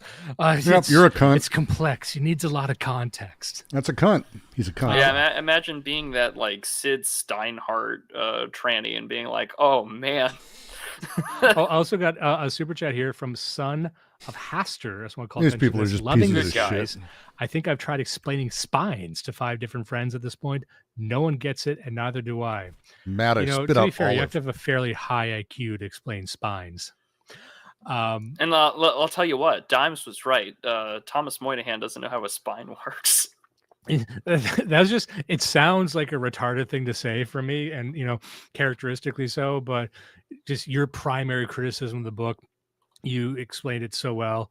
It's the uncompleted orgasm of thought. I'm just like, yeah, and he doesn't seem to know what a spine is. And then you think I'm just being pithy, but BWO is a complicated concept because it's having a meta discussion around things that are meta. And we can have a more modern version of it when we have a video game and a video game's meta develops. I played Dota 2 for a few thousand hours. Been playing it for fucking since a week after it released because I played fucking Defense of the Ancients, the mod. The game didn't have a meta for the first day. Most games don't. Marvel Rivals just came out. No meta until there was. There became a meta. Why? How did a meta exist? Well, the meta is the coalescing of all of the data of all the players and all the games that have ever come together. All the way in. And at some point, there's enough of it that people start to recognize the meta. That's the body without organs. Now, not the meta of Dota. The meta of Dota is the meta of Dota. But that surface that those recordings are on, that the meta is, that's BWO. There's no game there. There's no productive elements there. There's no specifics. But there is a hardened structure that is developed through the playing of the game. That's BWO. That's like the easiest way I have to explain it. So it's not really dumbing it down either, because think of what is your meta as existing. Same thing. You have a meta, Brooks. You have a meta, Kid. You have a meta, Insomnia. You have a meta, Sunday. Whatever. That thing is a big deal. Your meta. But why do we always make one? There's always a meta. Always. There's always a meta. What the fuck? Why is that? Well, that's because there's a surface waiting for it. There's always a surface waiting for it. Always. That surface is the body without organs, waiting to be constrained or set free. That's the BWO. I do believe that. And also, I just want to get to this before we get into body without organs. I looked it up just to... And it's the reason I use the Dota example. Once in a while, you'll be playing a game, and I will play Bane. I'm a Bane character. I play like 9 supports. But this round was going weird. I was position 5, which is heavy support, playing Bane, who's really, really a support. But I got a lot of kills early on. Started getting cash. And I decided, fuck the meta. I was going to become the carry. And I did it. That was weird. That's not part of the organism. That's not part of the meta. That's not the way it's set up. But I did that. But I wasn't the first. Other people were doing it at the same time. It turned out something in the patch had changed that allowed such a thing. Other people started to notice that Bane was becoming kind of a badass. Bane shifted to being a support and a carry. This change, this thing that allows change, why when those elements were shifted, did the meta change? It's because the body without organs is waiting. Always. Always. It's never settled. It's never hardened. It's never totalized. It's always waiting. Always. For new or for being constrained. I'm going to fucking clip that and put that on fucking shorts. That's like the best explanation I've done of it. Again, get the right read on body without organs, because I think I understand it. but I Who doesn't? was on Reddit r/philosophy, and someone in good faith says, "Can anyone explain Deleuze's body without organs? I've worked quite hard to understand what it is. I've read it and I don't get it." And then it's just 5 replies of, typical fucking philosophy sub going, "Well, I can't pretend I've read it, but here's what I think it is." And I'm reading it right now and had to put it down, but here's what I think it's supposed to be. I'm reading one. With little knowledge of this concept, the first thing that comes to mind is like you have people just not knowing what it is, but feeling like they can explain what it is. And I think that's partly to blame for why it's so poorly understood. But if anything, I think it really... Reddit allows any stupid fuck to reply to anything. And if they get upvoted or downvoted based on how other stupid fucks read it. That's not a place to go. It relates more acutely to what I was describing before, which is the idea of surplus breaking away from productive labor and becoming its own organism that drives. Emmanuel says, does the body without organs desire? No. It's non-productive. It doesn't really do anything. It's kind of just there as a surface waiting. And it's waiting for more or less potential, waiting for recordings.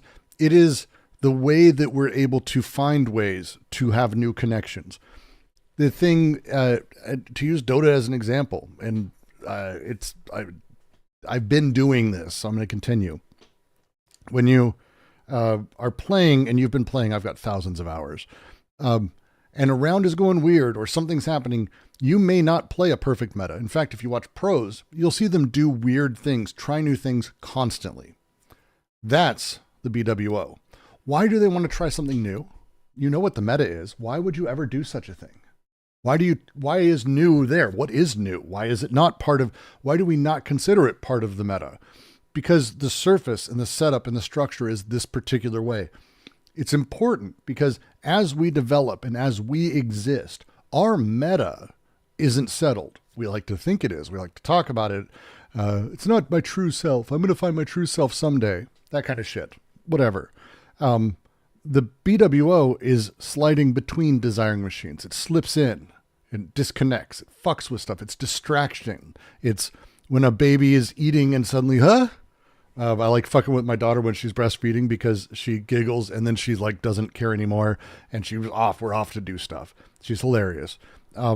This thing is part of us. And it's that thing that's not yearning for new, but breaking old connections and ready for new ones. It's always there. Desire machines want to connect to it. It doesn't do that. And that neurotic desire for the BWO is, again, literally what they talk about in the book. The desire for when someone is, again, to go back to Dota, I had a round today. I was playing techies. Sorry, I'm a techies main. And this fucking guy was screaming at me because I wasn't in the right place at the right time, or I was playing turbo first off, so fuck off. But I wasn't doing the right thing I was supposed to be doing. He was yelled at me for 20 straight minutes. Why aren't you putting wards here? Why aren't you pulling this camp? Why aren't you doing this thing? I'm like, I'm playing the way I play. Fuck off. He's screaming at me. His neurotic desires, his desiring machines are trying to connect to the meta. He is trying to connect to the meta. He's trying to make the meta a thing, but the meta doesn't allow that because it's not that. It's not material. It's not material in that sense. It's a surface of repulsion. It's a completely different beast. So when someone's screaming at you, this is how you're supposed to play the game. This is the way the game is played. This is the meta. This is the setup. And as in every game, League of Legends to fucking Valorant to fucking Call of Duty has a fucking meta around weapons. It's insane. Like there's all these things. That's meta is not the BWO. That surface that the meta is on is it. And the little changes and the little modifications constantly happening. The way that one game doesn't change the meta, but a million games shift it slightly. The BWO for you is the same thing. One desiring machine doesn't change your BWO, but a billion changes slowly shifts it. There you go. But again, these guys are fucking awful. And kind of casts itself over the entire system. Because I'm trying to figure out a way to describe this. And what they're referring to there is the quasi-cause, because it's this weird thing where we presume and we look at the system as being the cause of itself.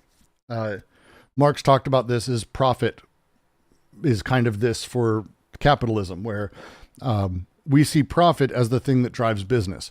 It's not. That's fucking stupid. It's labor drives business, and then profit is made, and then labor takes over the process and calls it for itself, becomes a quasi-cause. It's a phrase they use quite a bit. It's a good one. It's things become a quasi-cause, not a real cause, but the seeming cause of a thing. And that seeming cause is part of the productive process. The BWO, the meta, the way you are, seems to be the cause of why you do things. It has fallen back on, taken over production, and claimed you for itself. That's how they're using it. They're misreading it, but that's how you use it. There's this idea in the book that they keep returning to, and the translation is roughly something like falls back upon. It's like you have a desiring machine, which is just the pure there's no essence of existence. You want something, and then it kind of creates a flow. If anyone ever saw about Deleuze, especially his book, it says, well, here's where they're referring to the pure essence of reality. You can kind of discount a lot of what they're saying. And then it's interrupted. And then at some point, it kind of mutates into its own thing. Like he has this line where like a desiring machine is like doomed to fail or something. Like if left to its own devices, it will engineer its own destruction. And I'm not completely sold on that. Like some of the more important parts, I feel like the book, and maybe they'd get to this in the second book, but I'm still not clear on. So just for people good for you closely paying attention to this, seriously, we are getting into uncharted waters with this, and I might get some of it wrong, and I might just tie some of this to other things that I've read, but I think you need to, because I don't think this book makes sense if you don't tie it to other things that give it some kind of form. Yes. But the body without organ. Signification of words inside of any proposition necessitates an understanding of other signifiers that have connected to that word. Correct. Well done. So you do have to read other things. This book in a vacuum, it's not a thing. It's almost like you might want to read other Deleuze and Guattari. What is that? It's when he says the thing that falls back upon, it's like you have a desire that kind of creates, that mutates into a lack, and then that recontextualizes the entire process. So if we're using the same metaphor as the Marxist production house, the factory, right? Mm-hmm. Eventually, as the productive labor creates this entity called the surplus, which it then becomes the entire purpose of that thing, even though that wasn't the original purpose. The original purpose was just nothing labor, to do with purpose. Natural labor. It has nothing to do with purpose. It's not the point of what they're talking about or what Marx talked about. It's what it produces. A factory makes tchotchkes. Those tchotchkes are sold for profit. That's the way it works. Money goes in needs to be less than the money that comes out when you sell stuff. So that process creates surplus value, profit. Business has profit. At some point, and we have this today, and I'm not going to find quotes because fuck, you see business people talk about being the job creators, that they made profit. You'll see Elon Musk talk about how he made Tesla. He put money in. That's all he ever did. He's never done a fucking thing. He's a useless bag of shit. Real life to him is the same as Paths of Exile 2 to him. There's no difference. He pays poor people who need the money to do the thing, who are skilled. Then he steps in and acts because they feed him words. He pays other people to do that. This is the setup. So he is doing the thing. And everyone who follows him, and we at large in a capitalist society, believe money determines the market. That money determines things. That money builds businesses. That money does these things. Money doesn't do any of that shit. Labor does. Labor does across the board. Just embarrassing. Over time, it became this thing, but then it falls back upon like a veil or like a cape almost. And then later on, it it reframes the entire process as this new thing and pretends it was always about that thing. And Yes. there's an idea in there that I find really fascinating. And I think this is where this sort of grows into what the CCRU talks about Oh, God. something in the present arriving from the future. You know, the idea that something that is arrived at later can turn around and change the entirety of what it always was. So If you read anything written by anyone in the CCRU, do it with a grain of salt and an understanding that the vast majority of them were angry, white, bougie Brits. And be aware of that, and that they were not aware of that. Others in that wrote some interesting thing. I've gotten Negrestani's raises grown on me a bit. Still not a big fan. CCRU in general is just mostly the thing that everyone thinks Deleuze is, and I hate it. I hate it a lot for that. Because they are the thing. Mark Fisher and Nick Land are the thing that everyone's saying, like they're saying Deleuze is doing here. Deleuze is not doing it here. Deleuze is actually doing philosophy here. Badiou has engaged Deleuze. Badiou would not engage Nick Land because there's nothing to engage. in the outlook of capitalism, capitalism casts itself as the whole reason this whole production line exists and always has been. And that's the power of it. So like, Not capitalism. Capital. Not the ideology or the structure. Capital. Money, profit. Capital is the reason that all of it exists. We have our society we do because capital is invested. I start your business because I invested capital into it. The business exists because of capital. We make profits because of capital. We have labor because of capital. Everything is because of capital. Everything. like it redefines itself later. You know, another way to look at it, and look, I'm just riffing here myself. This is the jazz corner, everybody. But I'm reminded of K lines. And that's an idea that was pioneered by Marvin Minsky in his book, Society of Mind. And it kind of deals with this too, because it shows how the mind. I was not expecting a Minsky For reference. example, and if any of you Hands for anyone who is expecting a Minsky reference in an anti-oedipus stream. have children like I do, you can see this in real time. It's fascinating to behold, but you start to see how an infant builds the building blocks of actions and then ties them together. Like you actually do need to learn left foot, balance, how to pincer grasp. There's a point in your life where you have to learn that as if you're. See, again, he's doing the thing. There's no point in your life where a child is learning to pincer grasp. They don't go pincer, pincer, pincer. That's not the thing. That's what he's calling it. But a child is experimenting with their body and moving and seeing how muscles move and everything. They don't know how it works, and they're seeing what their body can do. A parent encouraging or limiting this is part of the process. This is how you end up with the Judge Schreber. Learning mathematics. Eventually you do master it and it becomes autonomous. It becomes just something that is into your baseline code. And the entire way you develop your mind is like building blocks. No, I'm sure he's a lovely dad. I'm sure he's a lovely dad. I have no reason to think otherwise. You'd be surprised the number of weirdo right-wingers who create some level of repression without knowing it inside of their children. But left-wingers too, like liberals, everyone's fine. As long as he cares for them, it's all that matters ultimately in the end. So you tie different functions together in what are called K lines or knowledge lines. So you have all these basic functions in your body, and eventually to concentrate on more complicated tasks, you need to almost relegate them to autonomous functions. So you had your left foot, right foot, that's just an automatic process that you don't even need to think about. In fact, if you start to think about it, you get all fucked up. You get twisted up. It's difficult to step back down through your cognitive processes and pay attention to like, wait, why am I right-handed? What is left and right-handed? Like you get dizzy, right?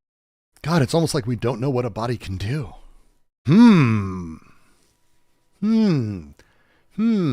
Right? But the idea of K lines and things becoming automatic as they become more complicated This even ties into ideas that you can tie certain thoughts together into K lines that, and if one element of them becomes triggered, the entire thing becomes triggered. And that's sort of what neuroses and fear are. So if you've built a K line, if this is where he's going, this isn't bad. Feelings and This actions. ain't bad. And if a K line is triggered by dog barking and then you run, or you see something and then you feel fear, and that fear guides an action. That's kind of what a K line is. And so they It's are an affective correct relation. Yeah. that in some sense our daily functions are based off of automatic functions. At a certain time, they almost become systems of their own that can be manipulated or triggered. And this is how you trigger people, and this is how you kind of trick them. But yeah, so the entire idea of desiring machines is kind of like that. Now, this has been a big preamble to the body without organs. It's a kind of a no, but it's okay. I'd have to sit and explain with them why it's not. So did you want to take a stab at this before I do? Yes, because I actually, you know what? I have a pretty, I think I have a pretty fleshed out opinion or take on how that is, this fuzzy concept is meant to be explained. I'll let you go for it first. So, to me, the body without organs, like I'd said, it's like capital. It is the thing that gives form to everything else. It's something, it's described, well, okay. He describes it here. I'll just read what he says here. He says, the full body without organs is produced as anti-production. This is, the particular language here is important. Do you notice it said the full body? Okay, just making sure. That is to say it intervenes. Let me just pull it up here actually on page 49. Page 18 on the PDF. We got two PDFs here because I'm a genius and didn't, we didn't use the same PDF. No, well, never mind. I'll shut up. But no, I've got two. I've got yours and mine. So I just switched over to mine and I have it pulled up here. But it says the full body without organs is produced as anti-production. That is to say, it intervenes with the process as such for the sole purpose of rejecting any attempt to impose on it any sort of triangulation, implying that it was ever produced by parents. So a body without organs, it's like an essence without desiring machines, right? It's like the anti-process. Because if we admit that everything, it is the form without essence. Yeah, and it's something that exists outside of us, and we're always... He made it stupid, but the first guy, maybe. Bumping against it. We're always... The second guy made it really stupid. Impede on it. But to me, that's almost like the idea of surplus. It's something that is created almost as the shadow of production, but you can never really achieve it. And it's so powerful that it kind of encapsulates you. Eventually, that's how I understood it. And I know the first guy agrees with the stupid guy, but I don't give a fuck about them. I'm here for you, my friends. So I am trying to over and over. The body without organs, like, it sounds really kooky when you hear about it, because you think oh, like a zombie or something. But you have to understand that what organs are just a substitute for desiring machines. So it is a thing without desiring machines that only exists as a result of desiring machines. And then, but that's sort of the evil, not evil, but it's like a dark shadow that must be overcome. That's how I would describe it. Does that sound correct at all? I think that actually, just so you know, no, it's not awful. Metaphor that they use helps explain this as well. They do not use metaphors. Also, I mean, quote, capital is indeed the body without organs of the capitalist, or rather of the capitalist being, but as such it is not only the fluid and petrified substance of money, for it will give to the sterility of money in the form whereby money produces money, fiat currency. It produces surplus value just as a body without organs reproduces itself. It puts forth shoots, branches, out to the farthest corners of the universe. This is where you get the rhizomatic stuff. It makes the machine responsible for producing a relative... This is not where you get the rhizomatic stuff, but... The surplus value, while embodying itself in the machine, is fixed capital. Machines and agents cling closely to capital, that their very functioning appears to be miraculated by it. Everything seems objectively to be produced by capital as a quasi-cause. As Marx observes, in the beginning, capitalists are necessarily conscious of the opposition between capital and labor and the use of capital as a means of extorting surplus labor, but as a perverted, bewitched world quickly comes into being as capital increasingly plays a role of responding to the service it falls back on, I like to think regresses, or fall back to the rally point of all No. production? No, it's the Furnishing opposite, or you realizing stupid surplus fuck. value is what establishing. They literally say the words, and they put in there, sir, falls back on. It's not falls back to, falls back on. They say it over and over and over. They describe it in many, many fucking ways. Do not rewrite their fucking words and pretend like you're doing any semblance of fucking theoretical work. This is the difference. The other guy's like, here's kind of what I'm getting at. Is that kind of right? I appreciate that, even though I know he's a fucking in his own way. But Jesus Christ. Emmanuel, is capital a body without organs? So, their point, the way I was talking about the meta for Dota, the capital is the meta for the capitalist, is the body without organs for the capitalist. But we're being very particular here when we use it, and they're being very specific in their language. The capitalist, the whole body of the capitalist, basically a totality that is a capitalist, not a person, but the capitalist, then yes, their BWO would be that. It is the recording space and that thing which falls back on all production. But if we're saying the capitalist Steve, no. This is why...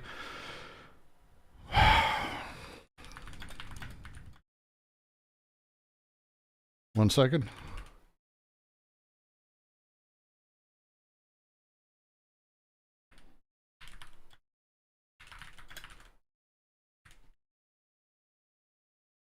I want to make sure I get the wording very, very right.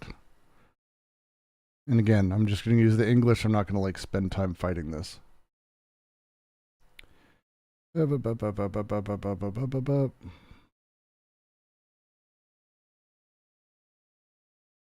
One second.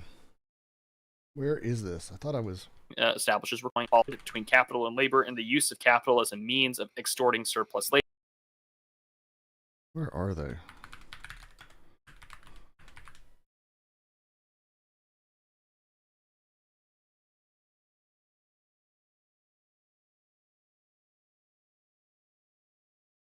So, page 10, we're very early on. He's reading basically the next paragraph, and he reads it so fucking fast. Capital is indeed the body without organs of the capitalist, or rather the capitalist being, but as such, it is not only the fluid and petrified substance of money, which is, Klosowski's, Marx's sort of dead currency, the nature of currency being vampiric, as money, for it will give to the sterility of money the form whereby money produces money. Money doesn't do shit. Money doesn't do shit. Like, money sits there. People interact with money, and money interacts with people, commodities, and purchases in order to produce more profit, to produce more money. It will give the sterility of money, which money itself is sterile, right? The form whereby money produces money. Capital is the form whereby money will produce money. It produces surplus value, just as the BWO reproduces itself, puts forth shoots, branches out to the farthest corners of the universe. The potentiality of the BWO, the breaking, the shattering of all of that. It makes the machine responsible for producing a relative surplus value, while embodying itself in the machine as fixed capital. Fixed capital is very different than everything else. So we've got very particular uses of this. When we talk about industrial versus fixed capital, Marx 101, fixed capital is the money I put literally into the building. So when they say it makes the machine responsible, well, embodying itself in the machine is fixed capital. We have a loom. Let's go Marx old school. An automatic loom or a cotton gin. Fucking pick a machine. Capital is spent on it. It is capital. It is in the machine as fixed capital. Machines and agents cling closely to capital. So closely, their very functioning appears to be miraculated by it. If you didn't, we're here because the boss spent all that money. All that money is the reason that this runs. That thing is what they're talking about. And again, they are not talking about capitalism. They're not talking about capital being everyone's BWO. They will get to the nature of the recording surface of capital in chapter 3, but it's a whole different beast. But the specific line, when they say, as Marx observes, in the beginning, capitalists are necessarily conscious of the opposition between capital and labor. The use of capital as a means of extorting surplus labor.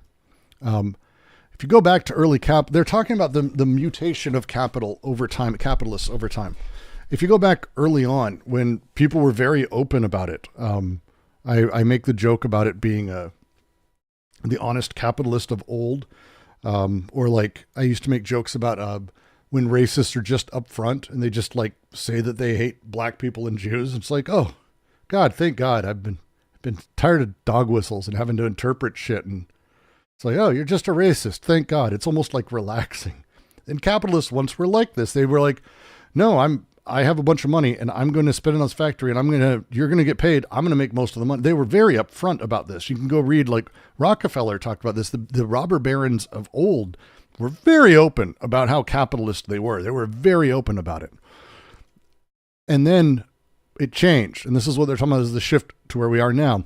A perverted, bewitched world quickly comes into being as capital increasingly plays the role of a recording service that falls back on all of production. And this is the quote that they use. Again, he didn't even identify as a quote, but this is Marx. With the development of relative surplus value in the actual specifically capitalist mode of production, it's only in capitalism, whereby productive powers of social labor are developed. These productive powers and the social interrelations of labor in the direct labor process seem transferred from labor to capital. Capital thus becomes a very mystic being, since all labor's social productive forces appear to be due to capital rather than labor as such, and seem to issue from the womb of capital itself. This is the push that they're talking about, and the shift. So you say, Emmanuel, just like how I'm more than a Dota player, say Elon Musk is more than a capitalist, he's a bad father. Yes, he is, like his BWO is not capital. The capitalist is, but his is not. His BWO is, I can only assume an aborted shrimp. It's something about that just feels right to me. And man, I'm contemplating whether Neo-Confucian philosophy could be analogized to the body without it. We had a wonderful series of readings for the first 2 years. Ben's taken a break from it. He's been doing a little bit of Confucian readings again. We called it Tao Lu Zen because it's sort of reading Deleuze through old sort of Taoist, Zen, Buddhist writings, Diamond Sutra, Heart Sutra, and things like that. Yes, you're in very much the right direction. There's a lot of places where you're going to see these things crop up. It's going to be great. But back to pain. Labor, but as a perverted, bewitched world quickly comes into being as capital increasingly plays a role of responding to the service, it falls back on. So and they're talking about this line, and they will come to say, this paragraph's about, hey, capitalists used to be very open about how they're spending money to make excess money and fucking the work. Like they were very open. Ford was open about this shit. But now we have capitalists who like don't even realize this at this point, that they're exploiting, that they're doing this. They don't even avow it. It's amazing. If you want a reading list, Manuel, join the QC, discord.gg/DGQC. We have if you go down to the text requests, we have the DGQC library, which is around 184 books, I think, that are the primary books we tend to recommend. And then we have one specific on Eastern. If you go there, ping at Brooks, I'll make sure Ben gets stuff to you. Because if you're into Confucianism, Ben would be the source. I like to think regresses or, fall back to the rally point of all production. Furnishing or realizing surplus value is what establishes recording rights. And so while they go on to, it's just that a body without organs is going to fall back onto the desiring of production and do it for its own. But it's the opposite of that. And in fact, later on, they deframe it as a fallback. So while they go on to, it's just that a body without organs is going to fall back onto the desiring of production and do it for its own. But it's the opposite of that. And in fact, later on, they frame it as a perfect model of death. You are a body that has been effectively deterritorialized from anything that can anchor you to stratification, to production, to exploitation, or to being exploited. And because you are no longer territorialized in any of those frameworks of capital, of religion, of family, of sex, of desire to produce anything in a capitalist system, you have thereby become dead to that world and dead towards those territories. And you can rhizomatically extend yourself out in a way in No. which you cannot be really identified as. No. The death model appears when the body without organs repels the organs, lays them aside, no mouth, tongue, teeth, to the point of self-mutilation, the point of suicide, yet there is no opposition between the body without organs and organs as partial objects. The only real opposition is the molar organism that is their common enemy. In the desiring machine, one sees the same catatonic inspired by the immobile motor that forces him to put aside his organs, to immobilize them, silence them, but also impelled by the working parts that work in an autonomous or stereotyped fashion to reactivate the organs, reanimate them with local movements. It is a question of different parts of the machine, different and coexisting, different in their very coexistence. Hence, it is absurd to speak of a death desire that would presumably be in qualitative opposition to the life desire. Death is not desired. There is only death that desires, by virtue of the body without organs, that immobile motor. There is also life that desires, by virtue of the working organs. There we do not have two desires, two parts. Two kinds of desire machine parts in the dispersion of the machine itself. Yet the problem persists. How can all that function together? For it is not functioning, yet solely the condition of molecular functioning. The functioning appears when the motor, under the preceding conditions, without ceasing to be immobile, without forming an organism, attracts the organs to the body without organs and appropriates them for itself in the apparent objective movement. That's the sentence, shithead. You see a form, but the essence isn't there because you're not wanting to produce yourself naturally. And so, in a way, you sort of become this... No. Produce yourself naturally is the opposite. Shut up. God damn it. Both a phenomena, like a mindset that is the opposite of what traditionally exists. It's the inversion of the worldly, but at the same time, it is something that exists within the world in which you are trying to almost escape towards. This is why I made the Eric Voegelin Gnosticism reference at the very beginning. This is why these people, this is how, what if Althist and these other people are spoken of, this dude for sure, are very much spoken of in Anti-Oedipus. It's the way that they find words and how they develop words, how they talk, is because the intensities that are being produced on their body without organs in concert with their desiring machines and the repression that they experience and ultimately that which they consume, they're finding any words that exist to explain it, and they're terrible at it.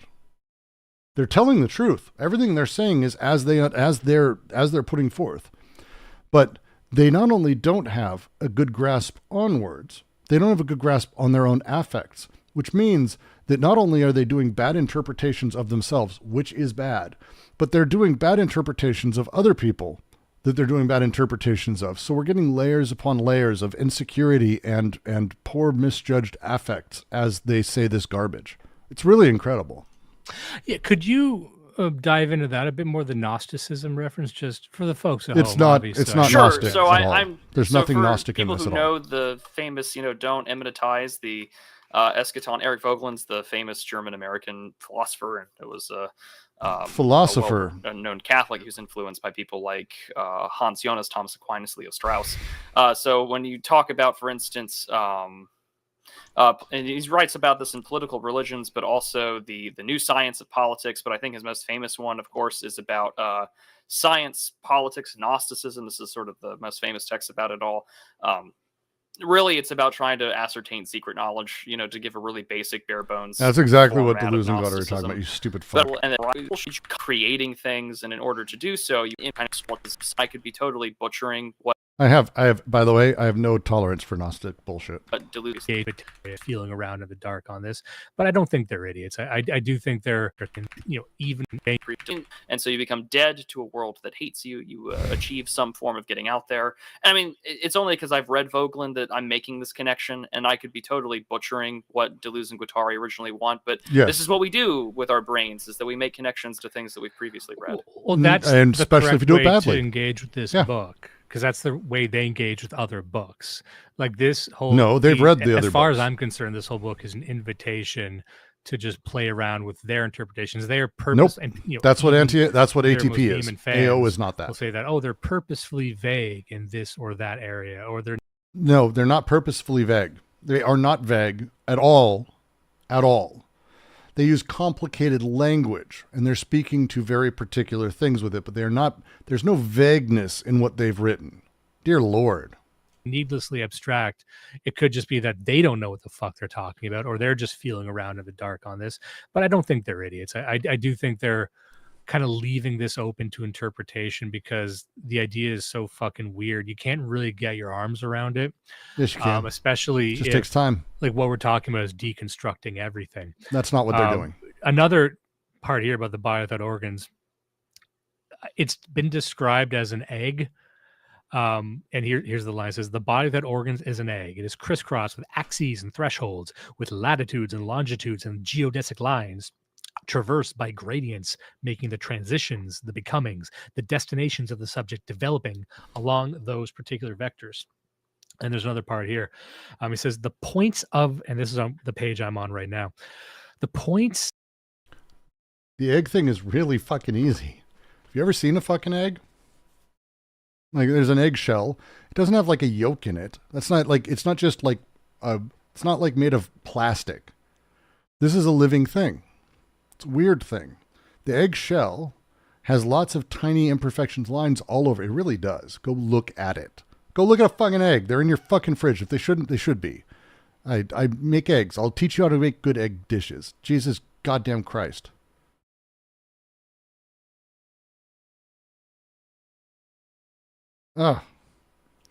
Anyway. Look at the egg and realize what's inside of it is not a single consistency. There is not albumin and yolk. There is not a totality of one substance or another. Instead, there's kind of a weird mixture of shit happening in various consistencies and intensities and layers throughout it. The egg is fascinating that way. So if you were to take 100 eggs and lay them in an order, they're not all going to be the same. There's no uniformity to it. How those chickens will develop in those eggs, those little chicks, is based on all of those tiny little imperfections and setups, and that basically the tapestry waiting for it, the material conditions, the surface. This is the BWO. This is why they use the egg. The egg doesn't say that it's going to be a chicken. It doesn't say chicken. It doesn't. This is not how DNA works, by the way, either. DNA doesn't go, you're a chicken. We call it that. But the DNA doesn't actually even know the final form. There's no DNA where it's like, oh, here's the chicken's head, here's the chicken's stomach. No. Instead, it's all the parts. The code in the DNA is like all the parts, and the stuff in the egg is like the surface and all the pieces. And the pieces begin organizing based on the DNA and inside the egg, based on intensities and levels. This is how eggs work. This is how eggs work. Every cellular mutation, yes, Vanessa, exactly, from a single cell, that division, that shifting. There's no, now it's time to divide. They don't have like little dwarves or elves living inside of them. This is not what DNA is. It isn't written out. It's 4 letters, for fuck's sake, repeated to us. They're not letters. They're amino acids. They're very complex things, simple, that are giving orders, that are giving almost marching orders. Here's the next thing that happens based on what's around it. And you know when it doesn't work? It's when there's nothing around it, or when there's the wrong thing or a slightly weird thing. It's a process of becoming. The DNA, the surface, all of these things. This is why the egg is a good example of the BWO. That's why they use it. That's why they use the example. It's a great example. I don't think it works because I think most people don't fucking have never held an egg these days. I've learned over time. But they're dumb as shit here. This is bad. of disjunction on the body without organs form circles that converge on the desiring machines. Then the subject, produced as a residuum along the machine, as an appendix or as a spare part adjacent to the machine, passes through all the degrees of the circle and passes from one circle to another. There is no Nietzsche the self, professor of philology, who suddenly loses his mind and supposedly identifies with all sorts of strange people. Rather, there is the Nietzsche subject who passes through a series of states and who identifies these states as names of history. Every name in history is the subject spreads itself along the entire circumference of the circle, the center of which has been abandoned by the ego. At the center is the desiring machine, the celibate machine of the eternal return. No one has ever been as deeply involved in history as the schizo, or dealt with it in this way. He consumes all of universal history in one fell swoop. And I'm breaking my rule and getting a bit into the schizo here, but we're getting to the point where you can't really avoid mentioning the schizophrenic, because as he is talking about the body without organs and this entire system, we reach the point where we need to talk about the appropriate rebellion or antidote to this entire system. No, don't do it.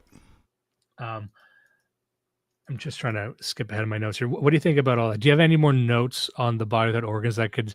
I'm reading the comments here. I think some people might still be lost. You're doing a bad job of explaining it. I'm going to consult with 19-year-old. I think there's a great feedback loop that's happening here, that they clearly don't understand the book, and they're not trying to explain the book. They read passages, they explain it poorly, and then their audience is also misunderstanding it because they're being explained it poorly. And then they go, yeah, this is why this is difficult. Look at how hard it is to understand. It's like, yes, this is, yes. Prude for a second. The notes that I have about body without organs is just that I wrote here, let's see, 19-year-old me said, the idea of a body without organs feels like the anti-Holy Spirit, wherein you're both everywhere, but you're also part of something that wishes not to be part of it, because you're just sort of a free-flowing movement of sorts, which is kind of like a very Jehovah's Witness way of looking at what like the Holy Spirit is sort of just like this energy or this force that gets charged up. We are seeing in him what they're talking about with the schizophrenic they just spoke of.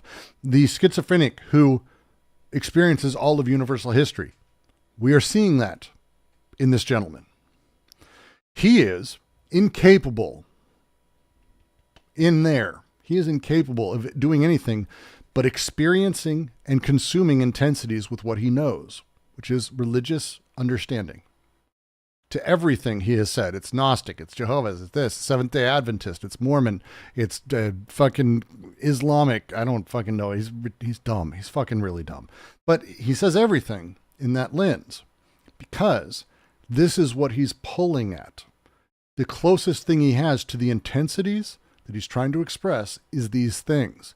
He doesn't have the vocabulary for the rest of the things. You have to read a lot for that to be the case. You have to spend a lot of time reading things. You can do it watching things. There's people who make entire livings off of sort of memeing on TV shows or books or movies, who can identify clips of movies that make them feel identically. We see this in animated GIFs. There's the intensities of what you're experiencing coming out with what you're capable of. This is what is happening. They're proving anti-oedipus is correct and DNG are correct with what he just read, because he's incapable of doing anything but this. And that's what I wrote back then. But with respects to all of the things that you just read, I think that you have to look at the eternal return in time, because later on they'll talk. Okay, we're gonna do a poll. Okay. We have to think about the eternal return. Is he going to bring up Nietzsche? That's the question. And let's see, it's gonna be yes, no, and I don't want to do a funny answer. I don't care. That's fine. Yes or no? Easy. Is he going to bring up Nietzsche? I want to know what you guys think. Because the answer is he should. because I don't know of another eternal return. You think he's going to be, if you've seen this, I'm going to be fascinated. My money is he doesn't bring up Nietzsche. So far, he has failed on that a handful of times. So I'm curious. Seems like you guys are thinking he's going to. I am with you, kid. I don't trust these guys with the eternal return either. I have to mention, if you haven't, this is my favorite cover for it because it's a fucking amazing cover. Klosowski's Nietzsche and the Vicious Circle, or Le Cercle Vicieux, is about the eternal return. And it has a take on it that completely broke my understanding of Nietzsche. It's dedicated to Deleuze, by the way. Klosowski is amazing. Read that book. That's a great book. It's a great book. Nietzsche and the Vicious Circle. Cheap ebooks around, DGQC on Discord if you want to find it. It looks like everyone thinks he's going to bring up Nietzsche. That makes me think that I'm in the third of people who haven't watched this godforsaken video. And the rest of you have watched it. If that's the case and you're watching it again, shame on you. Talk about it and they'll say, if we believe, Judge Schreber's doctrine, attraction and repulsion reproduce nervous states that fill up the body without organs to varying degrees, states through which Schreber, the subject, passes, becoming a woman, and many other things as well, following an endless circle of the eternal return. The breasts on the judge's naked torso are neither delirious nor hallucinatory phenomenon. They designate, first of all, a band of intensity, a zone of intensity on his body, without organs. And that's where you talk about like the egg thing. Like there's stuff inside that kind of carry all over the place, but at the same time, it's a form that is across a body that at the same time isn't necessarily defined, delineated areas. Instead, it goes along gradients. And in fact, they describe it later as the fleas along a lion's mane. You can kind of see its outline of a body that we're going to let it go. But just so you know, at this point, after saying we've really got to talk about the eternal return, not only did he not talk about the eternal return yet, but he didn't bring up Nietzsche. It's already existing, but it's just simply the opposite of what that thing is. I was struck by how literal they sound in this book, that when they describe the body without organs, you could say, oh, that's just very, I could swear he just said that they use a lot of metaphors, which they don't. But now they're very literal. I love it. This is 4,000 people have watched this.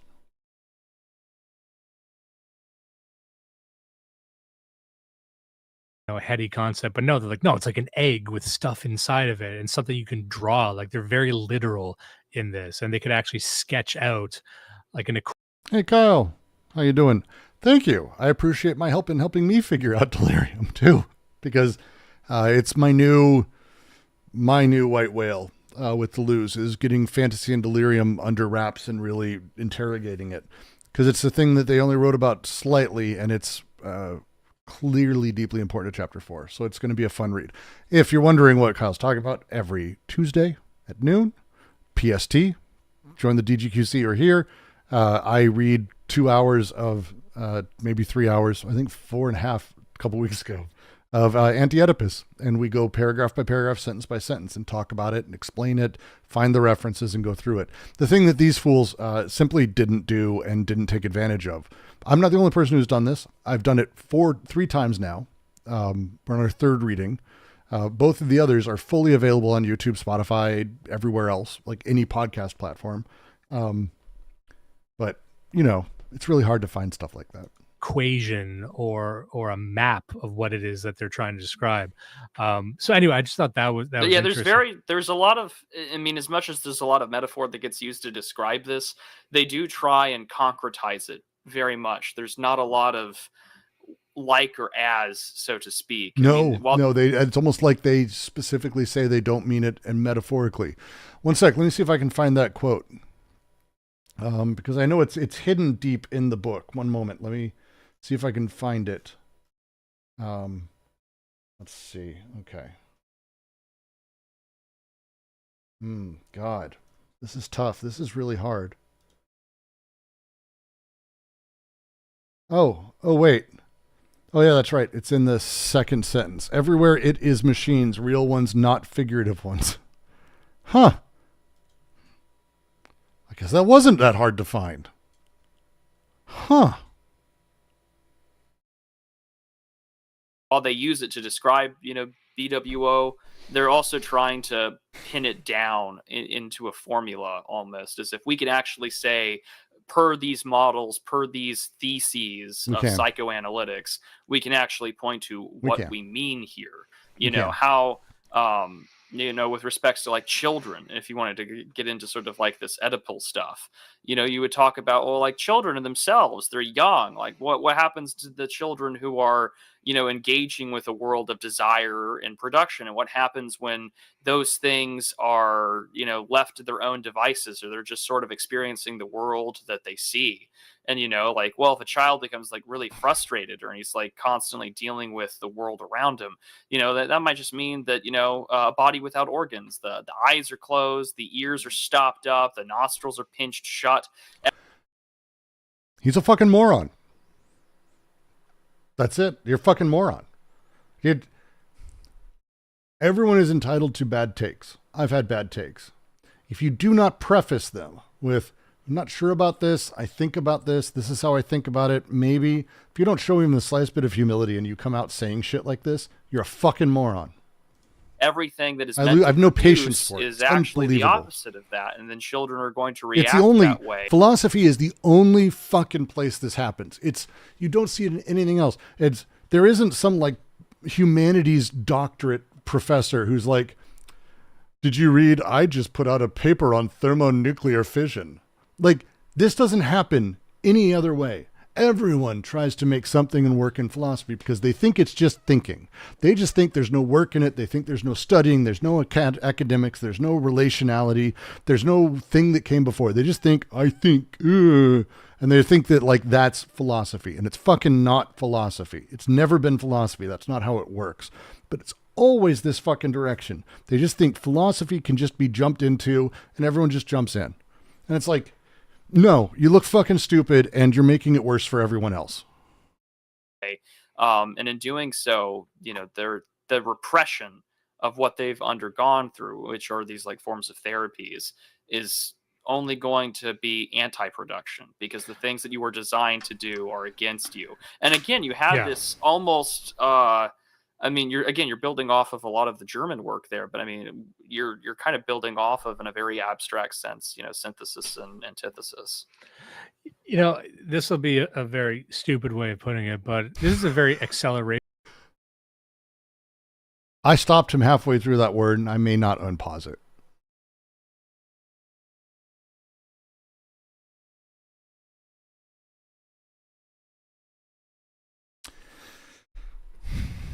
I didn't intend to stop halfway through that word, but I don't like that word. I don't like that word being brought to bear on this book. I don't like this word being brought around this book. I'm going to fast forward past that word. We'll continue as if he didn't say it.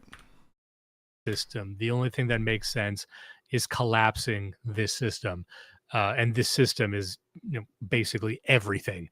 But, it's there's no way to reconcile anything that we are with what their goals are. And I don't know, maybe in the second book they get a bit more pointed about what they recommend, but I do think in this book. Marxist, Chapter 4 is dedicated to this thought seriously, you do end up with this, which is why I think that this book has resonated with so many artists. Like, this is a popular book. Not a lot of people have read it, but I think they've felt it in the culture. Someone here writes, this is Caravaggio. Anyone who watched Crimes of the Future? Is Cronenberg a Deleuze fan? I wonder. I think that movie was too dark and gross to be Deleuzian, because it looks like a critique on what it is portraying. I think if he was a Deleuzian, he would say, and this is awesome. You know what I mean? And I don't detect that when I saw the movie. I thought it was more of how old is Cronenberg? Would he be Gen X? Because it felt like sort of like a Gen X critique. It's like, yeah, what Cronenberg is not Gen X at all. what is he looks old, but I thought maybe he just smokes a He's lot a of baby. cigarettes. Well, he was born technically silent Gen. He's born in 1943. Really? He is Yeah. old as shit. Damn, I thought he was just like a cool cigarette guy. But yeah, so anyway, I have not. Do they know there's two? All right, new poll. Are they aware that Cronenberg fucking fucked and had a kid? Who is also, by the way, quite a good filmmaker. Yeah, that's gonna be the. Any part of that? Are they aware of this? That's the new poll.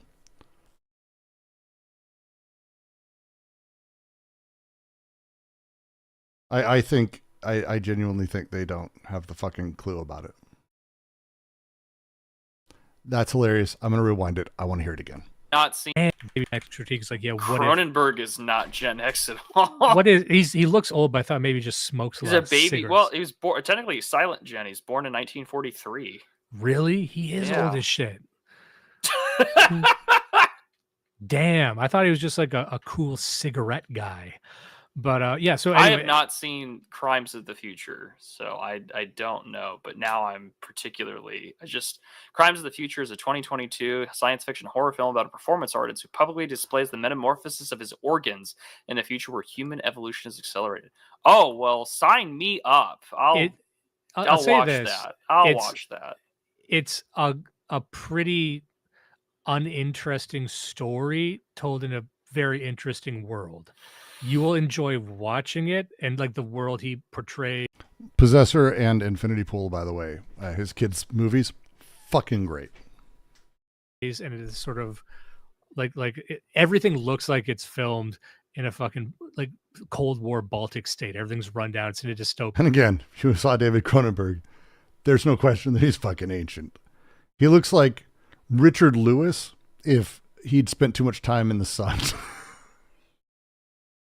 And given that Richard Lewis kind of is dead, he kind of maybe looks like Richard Lewis. In future, but has the vibe of like it feels like you're stepping into something Russian. But the world, Maybe David and the Belzer. directing and everything is more interesting than the actual story it tells. And I don't want to turn this into a movie corner right now or anything. Please but, do. I mean, it's good. It'd It's be not better. bad. But Much better. Anyway, maybe you watch and you get back to me about it. I'm curious if other people agree. Happily. Yeah, it is fucking gross. It's one of David Cronenberg's grosser movies. If you like surgery, this is the movie for you. Nah, I'm good there. I'm good, fam. Nah, man. I've been through enough surgery as it is in my life. I'm all right. Yeah. What if you were a guy who was like really into that? That's how you made your money. That's basically what the movie is. You mentioned lack, and we meant just to bring this back to desiring machines. He's got this part here. He says desire. You might have said this right, but stop me if you did. It says desire is not bolstered by needs, but rather the contrary. Needs are derived from desire. They are counterproducts within the real that the desire produces. Lack is a counter effect of desire. It is deposited, distributed, vacuolized within a real that is natural and social. If desire produces, its product is real. If desire is productive, it can be productive only in the real world and can produce only reality. Desire is the set of passive syntheses that engineer partial objects, flows, and bodies. The real is the end product, the result of the passive synthesis of desire as autoproduction. It is rather the subject that is missing in desire, or desire that lacks a fixed subject. Production is never organized on the basis of pre-existing need or lack, which is interesting. Desire is what it is. Desire isn't saying I'm lacking something and so I will produce it. Desire is just a flow. It is that the sense of lack that comes later, the sense of I am missing something, so I must produce. Due to So he's trying to describe representational interactions, a natural state of maybe even like a pre-industrial, pre-modern man. Go back. Yeah, kid's right. That's beautiful. That's fucking killer. That's a great phrasing of that. Back to the ancient world where people just No, so why do they think Crimes of the Future is maybe a critique of Deleuze just because it involves organs? Yes. Yes. They're not the first person, by the way, to make that leap. Are completely lateral. They're just, this is what even McLuhan would talk about back in the true tribal state. Everything is just interconnected and flowing without being stratified anyway. It says it is lack that infiltrates itself, creates empty spaces, and propagates itself in accordance with the organization of an already existing organization of production.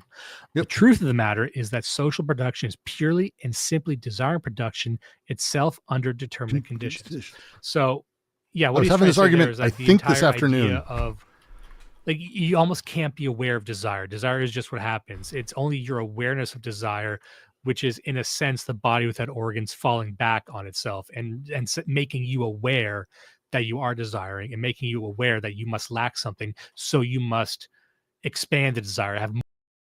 Okay. Yeah. I need someone to tell me. I mean, I know there's parts of that wrong. I could nitpick. I could nitpick fucking everything. I can nitpick myself. It's not bad. It's not bad. I could work with that. Let's see how Tweedledum fucks it up. More desiring machines, and that becomes the runaway mode that just leads and Please nitpick. No, I mean, like, it's not bad.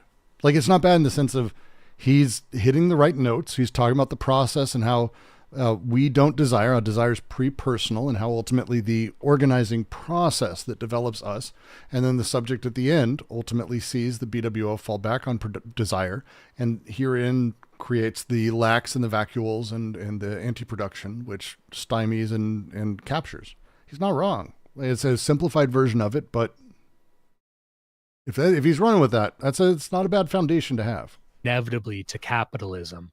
So, but the ideal state would be just real. Uninterrupted flows of desire. That is not true. So does that sound weird and degenerate to you? I think you can easily drop.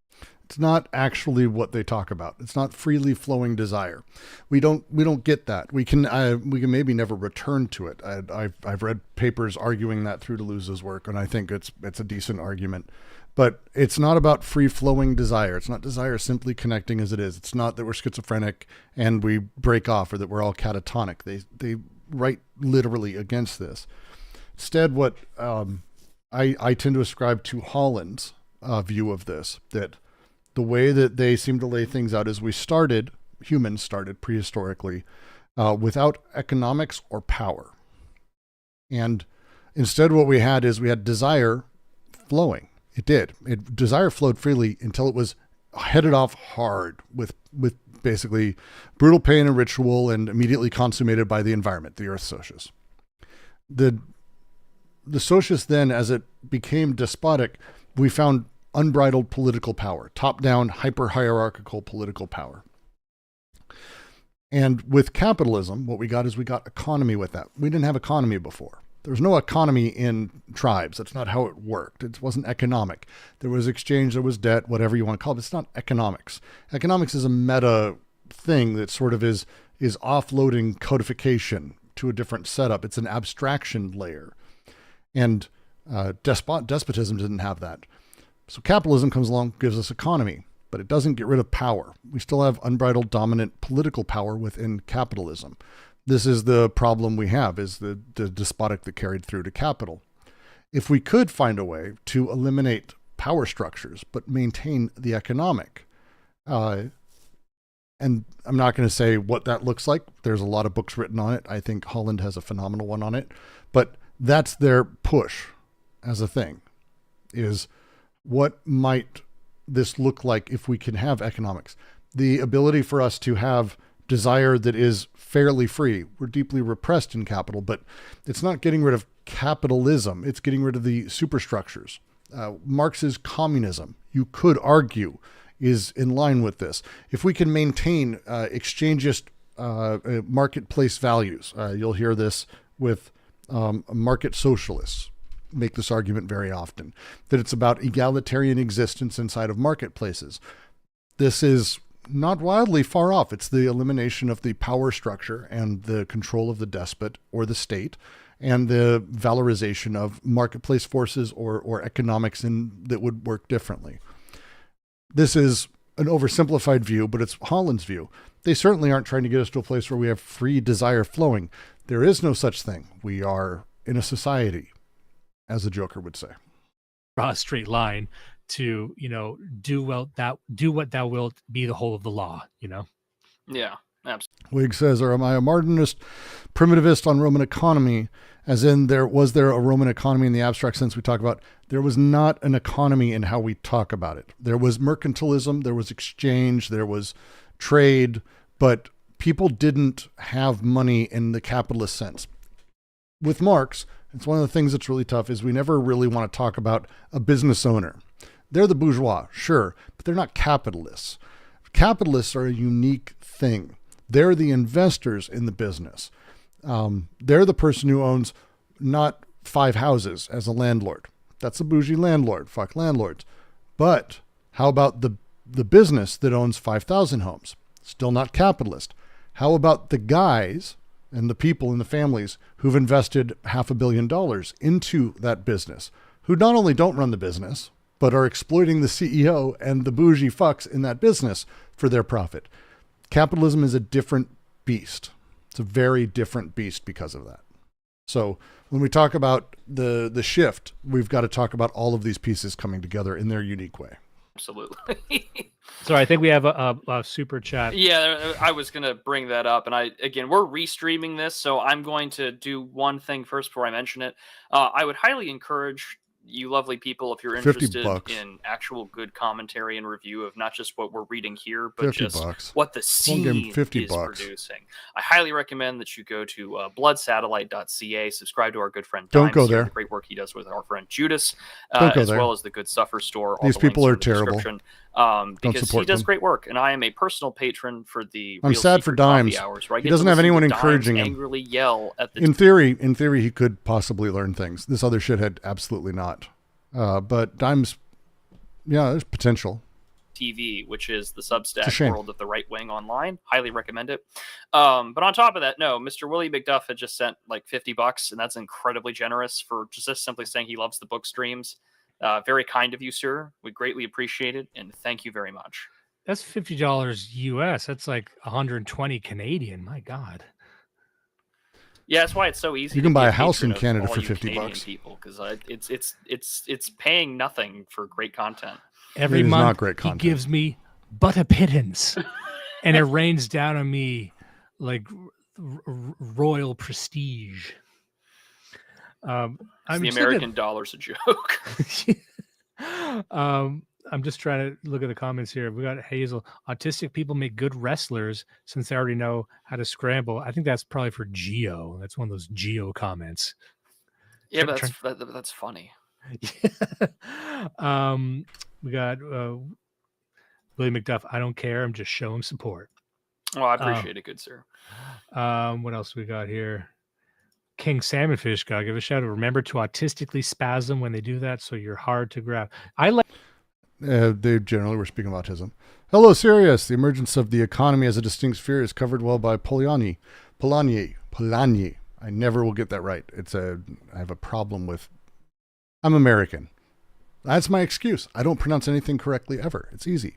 Polanyi, 100%. I want to say late 1800s-ish dude, early 1900s, and covered sort of the emergence of what we know as capitalism and the shift to economy and economics versus just mercantilism. Very, very fair. Oh, you don't have to. I appreciate the two Canadian, and I will buy a homies in one of those rotating. Sorry, I have to be mean to Canadians. I'm an American. I have to. Soon you're going to be the 51st state, so it'll eventually stop. I like to show King Salmonfish comments out of order, just to drop them in. I got no idea what he's talking about, but I think to get the full King Salmonfish experience, I do. He's got to yank one of his, 30 comments he's probably made so far. Yeah. Hey, I am a King Salmonfish fan. I was on a stream once and he got very mad at me.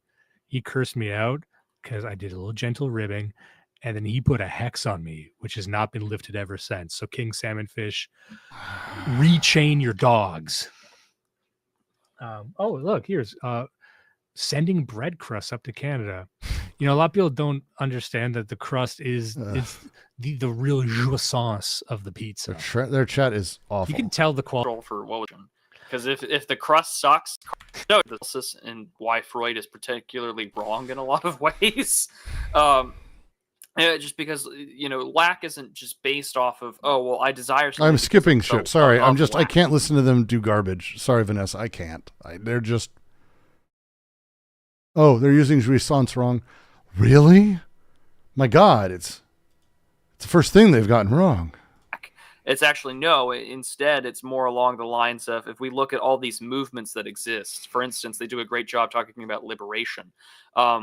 You know, all these, what Freud talks about, these like litanies of ignorances that of the unconscious. It knows nothing about Oedipus. It knows nothing of parents, gods, the law, lack. Women's liberation movements are correct in saying we're not castrated, so you can, so you get fucked. Far from being able to get by with anything like that wretched maneuver where men answer that this itself is proof that women are castrated, or even console women by saying that men are castrated too, all while rejoicing that they are castrated the other way on the side. That is not superimposable. It should be recognized that women's liberation movements contain, in more or less an ambiguous state, what belongs to all requirements of liberation: the force of the unconscious self, the investment by desire of the social field, and the divestment of repressive structures. Nor are we going to say the question is not knowing if women are castrated, but only if the unconscious believes it, since all ambiguity lies there. The belief applied to the unconscious. It's genuine. You can read it. You can hear it in his voice how little he gives a shit, like, about what he's reading and how little he's understanding it. He's just saying the words. It's painful. He's just reading from AO. The women's liberation movements are correct in saying we are not castrated, so you get fucked. It's such a good line. Women's lib, they're not castrated. They don't have dicks, or they have them cut off, or they don't. But it's a different sexual experience, different penis experience, different whole thing for Freud. So the whole point is that they're not. It's one of the like running jokes. I think a lot of like people think about when they take a second. They go, well, wait a second, penis envy, castration, but women don't. What is this? How does this work? All these things are like fucking dumb. That's their point, is that all this stuff is sort of placed on them. It should be recognized that women's liberation movements contain, in more or less ambiguous state, what belongs to all requirements of liberation, the force of the unconscious itself. I would say the same was true of a BLM, as an example. The Arab Spring. There's this absolute investment of desire of the social field, this disinvestment of repressive structures. You see them come back. The example I really like to use is actually gay marriage, because I got to experience this sort of inside and out. And it's not a thing that affected me personally, but it's a thing I was involved with for friends. In the late 90s to early 2000s, gay marriage was not a thing, nor was it intended to be a thing. People really thought maybe 20, 30 years later, like now. And there was this really weird change. Where it started was just the simple demand of like, everyone should have a right to get married. And it was like, what the fuck? Just let people get married. And this went nowhere. It just didn't. What knocked it over the edge was when you started having queer couples position themselves in media as man or woman, showing that, and if you go back and you watch, representations of homosexuality in every way, you tended to see women couples, where's the lipstick and the butch. In the gay guys, there's like the strong man and the woman. And this weird switch started to happen where basically the argument was, hey, don't worry, we're repressed just like you. And it worked. It totally fucking worked. It's like, oh, they're just people like us because they're just as fucked up as we are. And it was like this really strange shift. This is what they're talking about. The seed in that liberatory struggle early was just, let us. We want the freedom to do the thing. And they weren't granted it. As soon as we could say, don't worry, I'm Oedipalized just like you, they allowed it. It was incredible overnight, really. You have to remember, Obama was anti-gay marriage and then became pro-gay marriage. That's how fast that went. It wasn't like a decade, it was like a year. And it was because the media positioned it this way. They did a very good job of it. There's a wonderful guy who does, I need to find his channel. He does an amazing history of queer television. Matt, is his name Matt? God damn it. I want to say Matt Baum. Is that his fucking name? God damn it. I don't want that documentaries thing. Is that Bowman? Is his name? God damn it. This is going to upset me. Why is this not working? I want to find this channel. This channel's amazing. Because it goes through like the history of like generalized representation. And it's really fascinating. Matt Bohm, I was right. Awesome. Matt, fucking so good. He's so fucking great. So he goes through and he just like gives histories over the last 50, 60, 70 years of homosexuality on TV, on how this changed, how they did it. And you can actually see like when the representation of homosexuality became first, like we'll say problematic for a long time, but starting to, give them space, pretend queer people were human. I know it's a weird idea. And then at some point when it became mainstreamed, instead of giving them, like, it was almost as if the idea of leather bound gay guys was like, no, we can't have that. Can't do that because that's stereotyping. I lived on Folsom Street in San Francisco. I went to clubs. There's a reality to a lot of that. That ain't stereotyping. It's not everyone, but they wouldn't allow the deviance, and they would allow this very particular style. It's an incredible history. He goes through all of it. He does a huge bunch of it. And you see this a lot today in the kink it at Pride parade shit. But whatever it is, you feel the seeds of liberation, the force of the unconscious in self, the investment by desire of the social field, and disinvestment of repressive structures. You see this in these moments. It's incredible. I'm going to post my favorite video on this, which is All in the Family. All of his videos on All in the Family are phenomenal. But I adore this one specifically. So enjoy. Leave a comment. Say QC loves you, Matt, because we do. Well, I do. But it's Archie Bunker is an amazing history of television, and Norman Lear, the creator of it as well. It's just fascinating. It's a lot of shit, but that's what he's missing here when he's giving this boring fuck reading. I mean, he's awful. He reads he's just saying the words. It's clear he's not taking it in. It's just very frustrating. Conscious, what does that signify? What is the unconscious desired but anything to believe rather than to produce? What are these operations or artifices that inject the unconscious with beliefs that they are not even irrational but contrary only to reasonable and consistent with the established order? And to just sort of break that all down, Deleuze and Guattari are simply saying, hey, according to our model here, like Freud is missing out on the fact that this unconsciousness model doesn't actually answer for why things do the way. Eldoran, don't turn around, turn off your television, go outside. You don't want to be here. I care about you too much, my friend. You don't want to be here. But if you're going to stay, we are watching bad takes on anti-oedipus, and they are better than plastic pills. That they do. If we think that it's penis envy, or if we think that women are castrated, actually, no, it's not what they're saying here.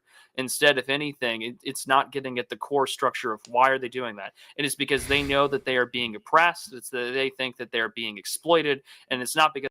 No, Wig, it is better than plastic pills because they've gotten occasional things somewhat right. Plastic pills got everything wrong. Every sentence he said is wrong. We're castrated, but it's the simple fact that we know that we are part of a desiring system that has us exploited, and we wish to escape that. And so Deleuze and Guattari are building off of this desire and building off production and building off lack and saying Freud is wrong and is too sexual, which is funny considering how many times the word anus gets mentioned in this text. But instead, it's so much. It's so much. These guys really, really, really like buttholes. It's telling. Venus is used a lot in the text, and you go, that's a little sexual. Yeah. Self-report. Gosh, I'm not even kidding. Like in the PDF that I have, that word alone is mentioned 35 times. And I'm not even going to get started with the other organs, but but I mean, again, they're simply saying that these earlier forms of psychoanalysis don't consider the actual reasons why we build anything or why we do it. And it's because we wish to be part of a greater assembly, hence assemblages, of systems of production. And women's lib recognizes, hey, we're kind of getting fucked over here. Da, da, da, da, da. Ha! It's the opposite. It's the opposite. It's the opposite. The quote is the opposite. Because women's lib, their line was, we aren't castrated, you get fucked. Because they don't have dicks. They are not they're disinvesting from the social field and the social repressive social apparatus. That's what their point is. Not, we also want to be castrated. That's what he said. That's And it's because we wish to be part of a greater assembly, hence assemblages, of systems of production. And women's lib recognizes, hey, we're kind of getting fucked over here. Da, da, da, da, da, da. Although they've been wrong, and women have been self-owning themselves for a while now.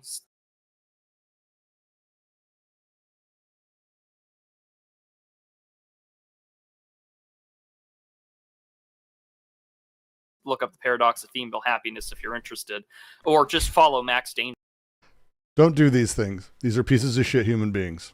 on Telegram, I guess. But like either which way, you can have fun with that. But they're simply pointing out that actually the Freudian way of looking at this and alongside Marx is incomplete, and it is a model that doesn't allow you to actually answer the question as to why people seek liberation. And let me just... That's the opposite. That's the opposite. It's the opposite.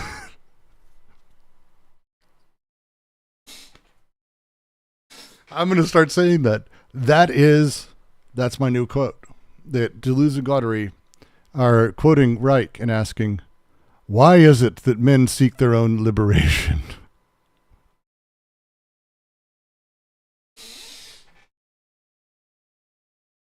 Oh, wait. Repression. Fuck. I knew it was one of those.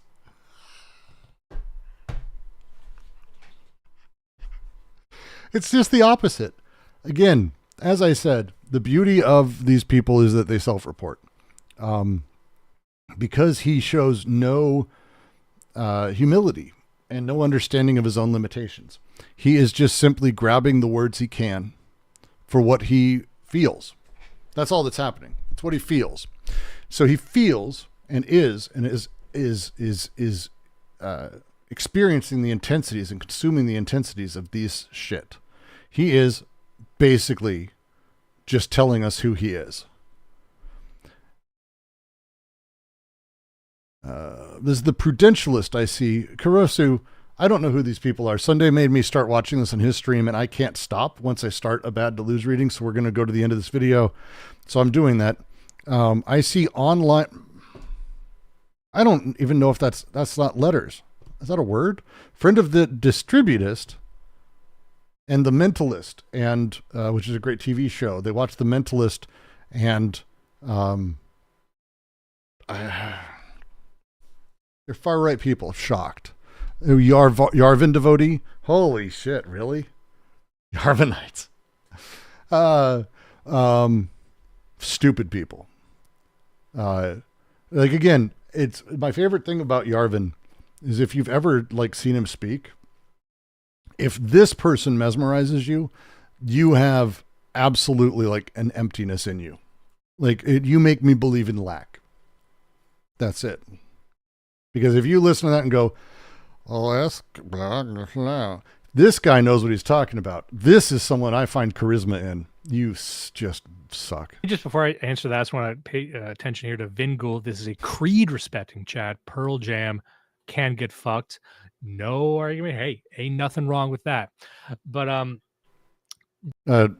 serious, Yarvin, if he was a libertarian, I would laugh less. He's a monarchist.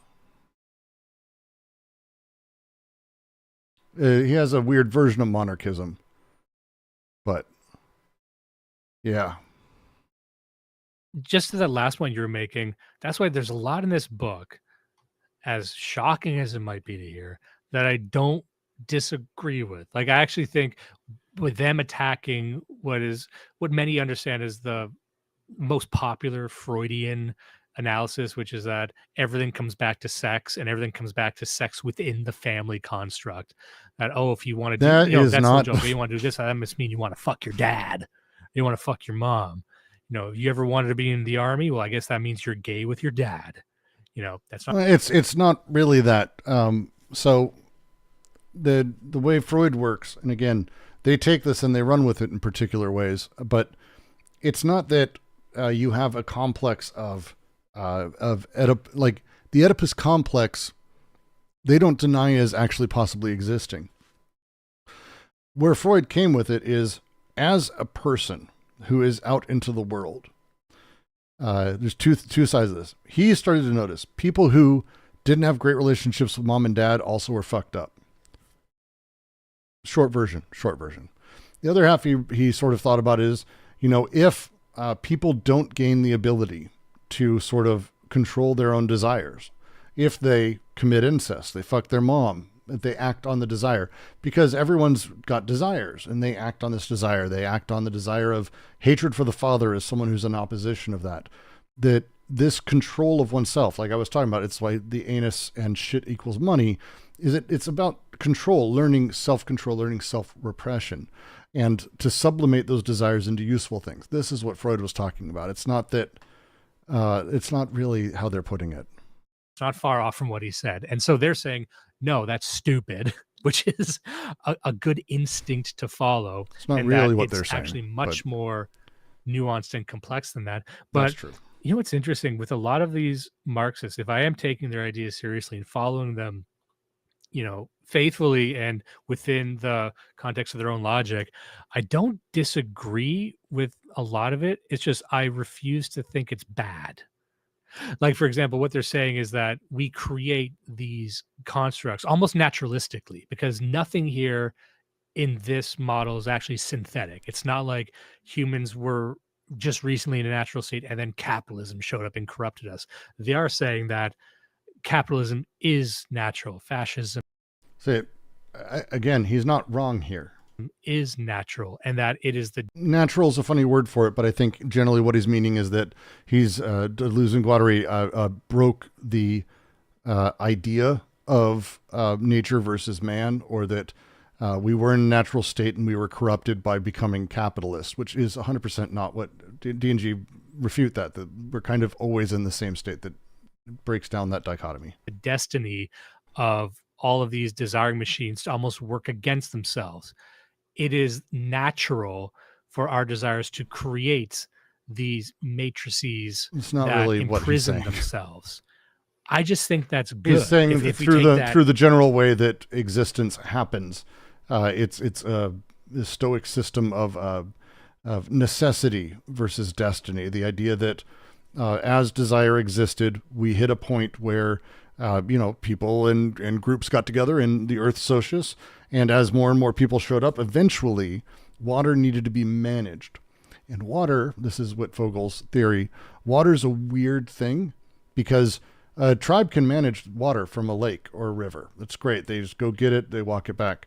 But there becomes like a critical mass of people where you can't do that anymore. Despotism is the next inevitable thing of this. And it's inevitable in the sense of, at some point, a person needs to manage it. And then they have to manage top down. They get power over others. Who gets what water when, how.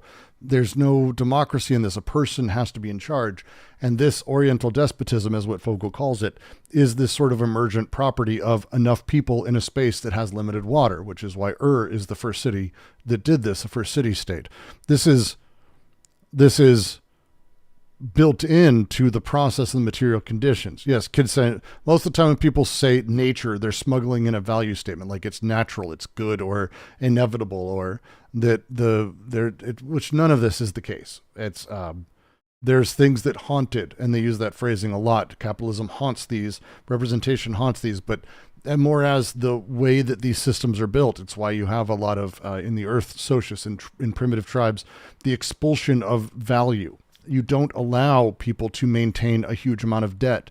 Instead, they have giant moments where they basically do huge, parlays, debt forgiveness, and they just allow things to continue because you can't have power be concentrated. And they knew this. They knew this innately, and they fought against it. So, I mean, again, he goes up a hill of good and then right down a fucking other hill. At face value, that's good. That means we are always constantly stepping outside of ourselves. We're always, and maybe not all of us. Hey, by the way, let's just say maybe only certain people can do this. Maybe only certain people from certain geographic areas can do this. We don't need to go down that alley, but I think a lot of people know what I'm saying. But let's say if you are always trying to step back and step back and step back and cunt. He's a cunt. He's a racist, stupid cunt. Foolish, too, and childish, and has the brain of a toddler, and has an inability to understand complicated philosophy, and also the inability to understand what his own limitations are. You're a bad person. Stop it. Stop being a bad person. Be a better person. Analyze what it is you're doing and creating these prisons for yourself to constrain this chaotic desire. Sure, I'll accept that. But I don't accept that it's bad or something that must be deconstructed. You see what I'm saying?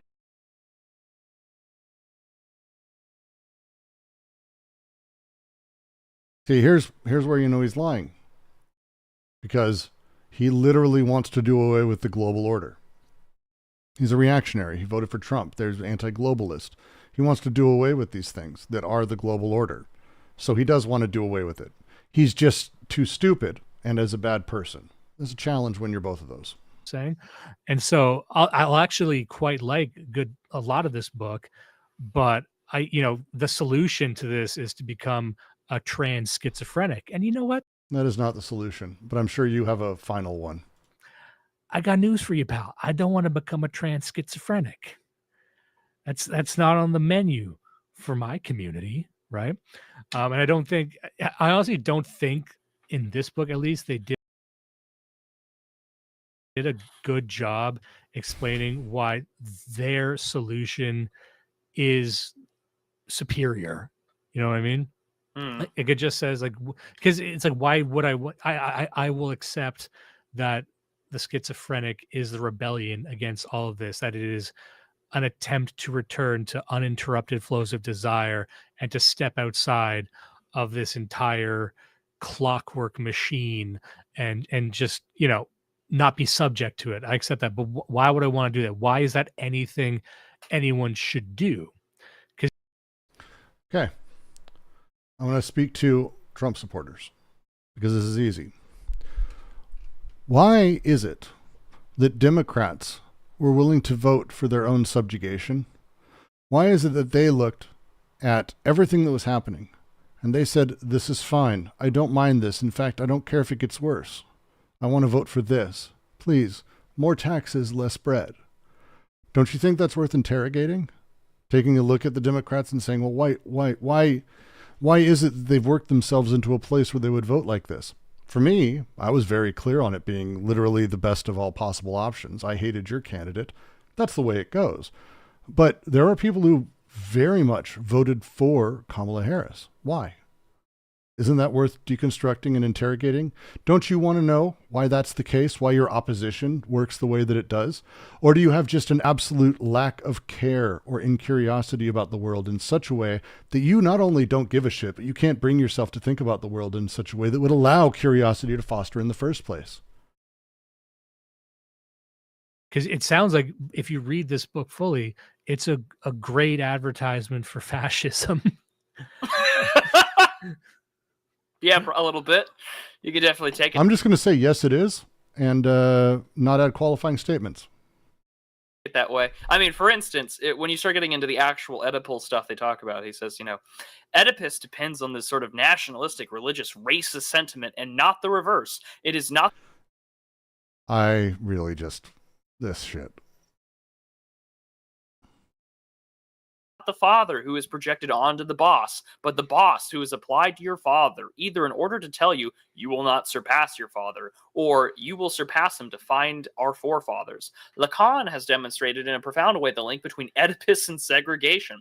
Not, however, in the sense where segregation would be a consequence of Oedipus, subjacent to the fraternity of brothers once the father is dead. On the contrary, segregation is used as a precondition of Oedipus, to the extent that the social field is not reduced to the familial tie, except by presupposing an enormous archaism, an incarnation of the race in person or in spirit. Yes, I am one of you. And it's like, huh, well, way to sell Oedipus to me there, buddy. That sounds...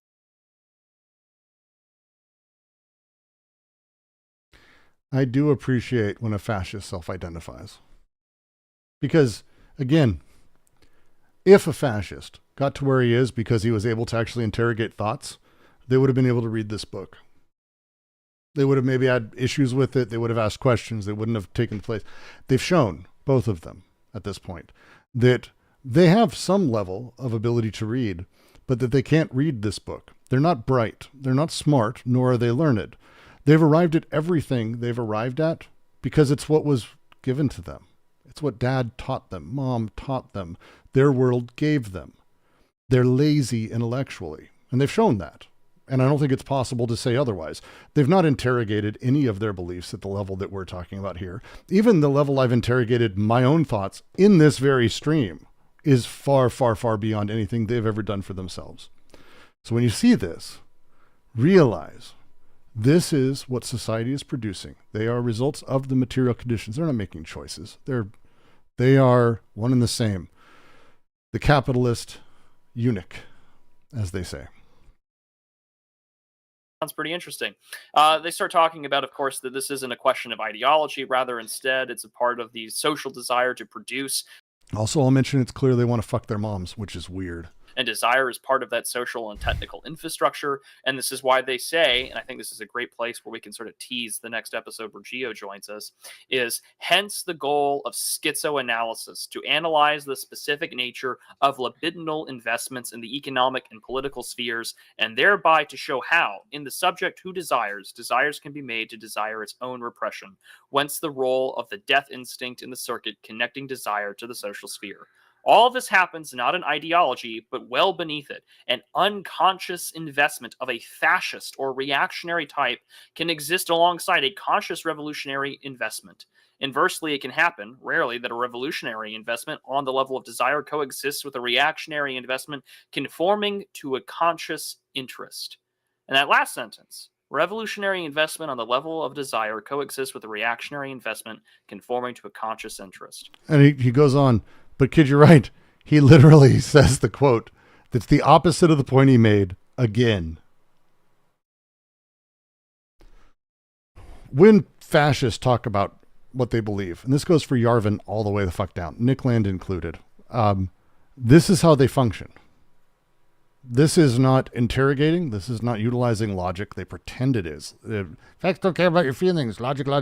But then none of them understand symbolic logic. None of them interrogate this stuff at that level. And they certainly don't have the ability to conceptualize complicated ideas, as these guys are very much showing.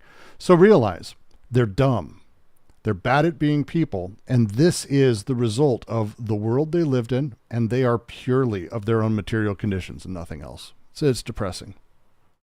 That's why I think a lot of right-wing guys get into this shit right here, is that one little sentence on page 105 in the chapter Psychoanalysis and Familialism, semicolon, the Holy Family.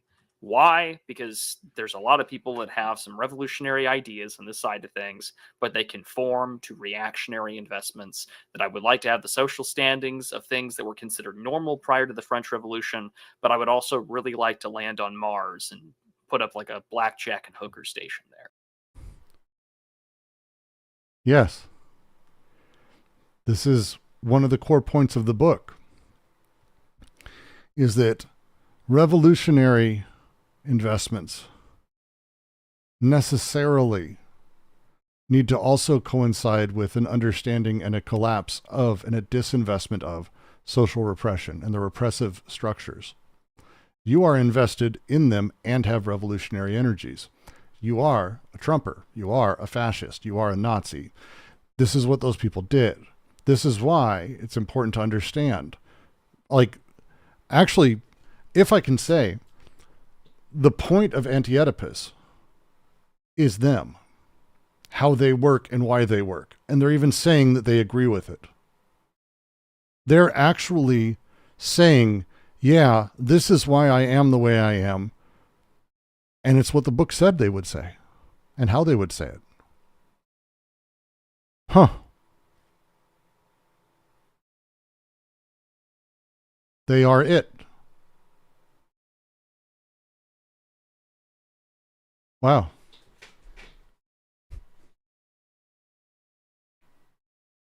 I'm not wrong on that. Am I? Eldoran? Eldoran, I know you're there. I'm right? Like this is what they say. And they're saying this out loud. This is kind of breaking me. Usually they don't.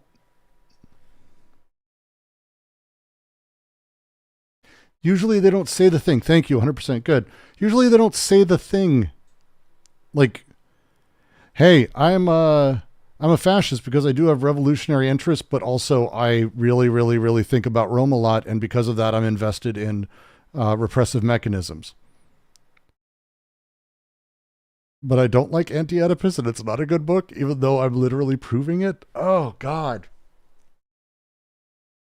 That's why this is a better reading than Plastic Pills. Plastic Pills is a grifter. He doesn't have a concept or get any of it. These guys flat out are saying the thing that Anti-Oedipus is saying that fascists believe and what they would say. And they're open about it. It's kind of amazing, actually. Those are all great things.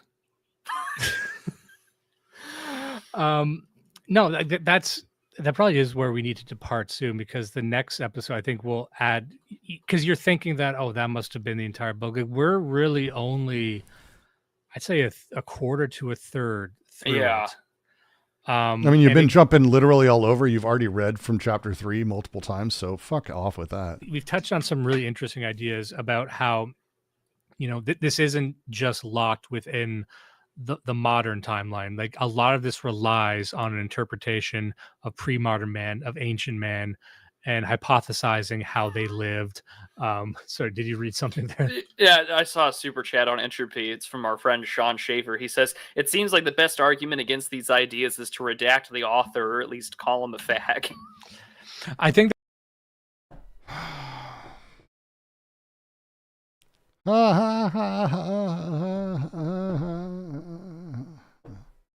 know what's funny is moments like this that later will embarrass them. I think that's how you should start. And that's what, if by the end of this, that's the only takeaway, fair. But it's wild. Like, the reason we get into these books is because they have traveled, that they do have resonance with a lot of young people now, even, and who understand it as well as you. Asked earlier in the chat when this was written, I believe it was in the 70s. 72. Someone made a funny comment by saying, "Oh yeah, I've watched movies from the 70s. It makes sense that this would come from there." But the fact that it has stood the test of time, and I think a lot of the theory, it's actually seeing a resurgence. It is constructed on top of this. No, it's whether not. or not they've even read it. It requires this sort of. You say they're like incapable of embarrassment, Perilous Snake. At some point, these moments come back to you, and the things you do, and when you change, you get older. Your kids are 10 or 11, and you tell them they can't say the word, or they get in trouble for saying it at school. They say, "But I saw you say it." These are the people they are all the time. This is their censored selves. So to say people don't feel embarrassment, fascists feel it more than anyone on earth. They live inside of social norms and the rules of it, and worry and have neurotic, paranoiac reactions constantly. That's all we're seeing here. Into Marxist theory, you do end up here inevitably, and you can only take it even further. And I think Zizek, in one of his books that I'd read, in Continents of the Void, he does take it into a really interesting cosmic scale. But yeah, the reason this is also seductive, like why do we read this? I think it's interesting. I want to understand why it stood the test of time. You know what I mean? Like, why? Come talk anytime, why buddy. does anyone know what Deleuzian means? Why is that relevant to Wow. political discourse. Maybe some people are using Because it of incorrectly, weirdos that and could stupid be it, people but like you who've misread there's it and talk something about it constantly. alive in this thing that has withstood the entropy of our culture. And so that's really why we're trying to take it seriously. And I do think even if you disagree with it, you can see the parts that they're using. Like I had said, the idea of a desiring machine, it's interesting, but you can invert that. You can completely flip it on its head. And then it's a right wing, a dissident right sort of point. And you would No. only be able to flip it on its head It's not really. It's just what a childish idea. if you have your first principles in place and you've read enough other stuff that you can see that it's maybe not as well thought out as you might have been led to believe. Like if you read it very carefully, like, oh, like I don't think they know what they're talking about here. Yeah. And they're just being a bit poetic. They're saying, oh, I'm just going to reference a song now. Now I'm going to, so like you can't write a book and mention solar anus so many times and still trick me into thinking that you know what the fuck you're talking about. They do, and you're fucking stupid. Sorry. You weren't a moment ago. Now you are again. You may not be stupid again. If you would like to have a conversation around anti-oedipus at any time, and you want to actually learn what this is about, I'm happy to explain to you. Not the other guy. He sucks. He's a bad person, and I don't think he's going to change. But let's talk anytime you want. I'm here. I've talked to worse people than you at length.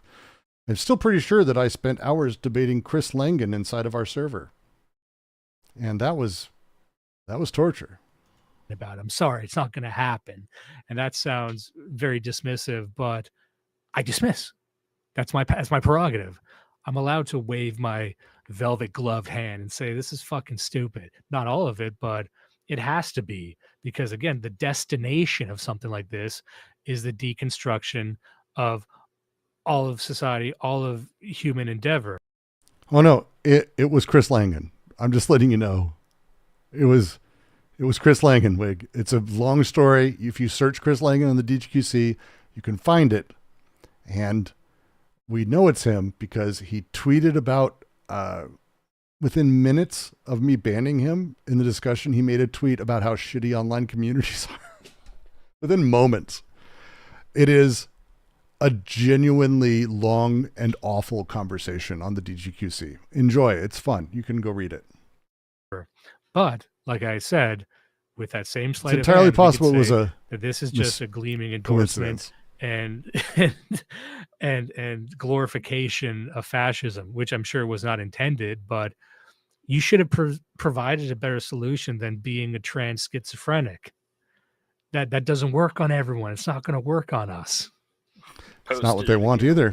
That's because you're too stupid. See, again, the stupidness. The stupidness is that you think everyone wants you to be a trans schizophrenic. Now, I'm just letting you know. Self-report. But also, that's not what they're trying to do at all. They don't have any interest in making you trans. In fact, their view of transness is actually something that would upset many people in the trans community today.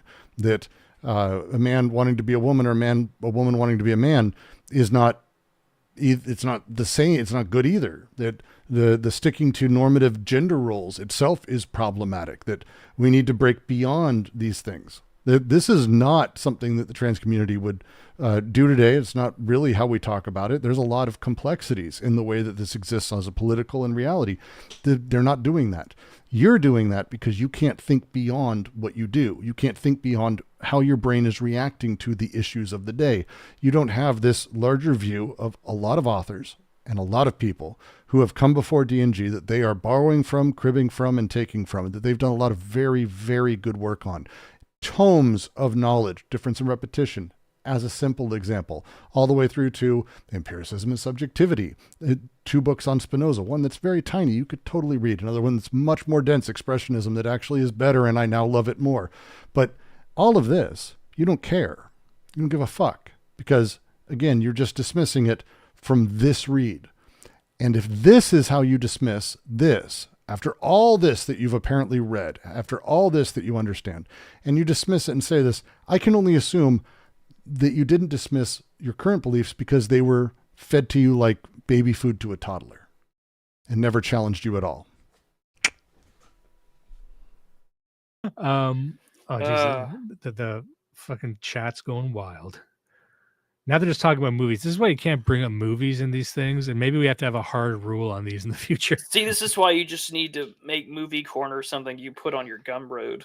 I think I'm going to start. That's the second. No one time wants that. Like, I'll return earlier. It's just like on the tape. And I was just like, oh, I just want to shoot no. myself. You're bit at you for saying that. Joint terms, territorialization, deterritorial. This sometime in December, hopefully, before Christmas. And Gio will join us for part 2. And we'll really spend most of that episode focusing on anti-oedipus, but also everyone's favorite terms, territorialization, deterritorialization, and reterritorialization. Yeah, we didn't even I'm really sure they'll get get it right. into Oedipus, and it only makes sense if you go through all the stuff that we had said. But that really sits firmly in the psychoanalytic section, I think. But Yeah. if you can believe it, guys, it's going to get trippier. Oh, yeah. I It will don't get believe trippier. it. I promise you. Oh, I let me believe just, you'll actually one find a way to from Finkel, concretize go it and make it indie, but worse. never go the Decemberists. Sir, you were who put that comment up there? No, That he was needs to Vingel. go. Vingel, you've lost your wrench. Fuck you. How dare you? I'm sorry, Vingel. The I Decemberists didn't are mean to pretty great. cast the spotlight on you there. He is correct on this. Also, Hazel says, solar anus sounds like something Soulbra is trying to sell. I think he has literally advocated for that. He might even sell a course on how to do it. But that's the next step of this, was reading all this wild shit and building a grift off of it. Can I build a subscription service? You've already got a off grift. of rhizomes? Off of You're already doing it. That's this. What else? What can I say I'm going to attach my name to that doesn't sound? You read a book. You didn't really read it. You didn't really understand it. You explained it very poorly. You got a bunch of stuff wrong, said things wrong, and people paid you to do it. It's a grift. Well done. Reprehensible. Nothing really from this book. There's nothing I'd want to do in real life. Well, there's that great band called Anal. You know how it goes, and you could do that. You could just call yourself Solar Anus, and you could just start a really passive aggressive rock band. Start a really See, the problem is they have no imagination. It's Solar Anus. That's what all the guys used to call your mom. This would be the way you make jokes around that. That's the way you do it. no effort whatsoever. Because I remember that band Anal C. Anal cunt. As a teenager, just Anal going, cunt. Yeah, man, It's a word. This is really fucked up. This is probably the most fucked up band in the world. And then as I get older, I realized, man, that was the gayest band that's ever existed. And Seth Putnam is just like a fat loser who died of a heroin overdose. Like, oh yeah, okay, this guy sucks. Everything So about this true. band sucks. And then you listen to the music. Like I growing up, I was into really heavier music, into even the pig squealing vocals and shit. I'm like, this is bad. Although Seth Putnam did do one of the best. Yes, again, they're just pussies. They're cowards. They're little children who had everything fed to them. They've read this book, and ostensibly, I can tell you right now, they understood enough of it to identify with what the parts of it that they should. Like, realize that. So everything I've said, and I've made jokes and everything, but like, Plastic Pill's reading is bad because it's just bad the whole way through. And he's just shit. He is shit at everything he does. He sucks. But these guys got enough of anti-oedipus to get it, to identify themselves in it correctly. And that means they got enough of it. So they're not, but they got enough. But anything that pushed against anything they'd ever been taught before is gone, dismissed, out the door. They didn't put any thought into things that weren't already what they believed. They were enough to identify themselves, but nothing that could push them in a weird direction, make them think twice. Yeah, he did it a couple times. We watched him dance a little. Well, it was interesting when they said this, but you know, they did it. They found ways to cover everything up, cover it all up with what they are. They really are fucking cowards. It's amazing. Like, intellectual cowardice is just depressing.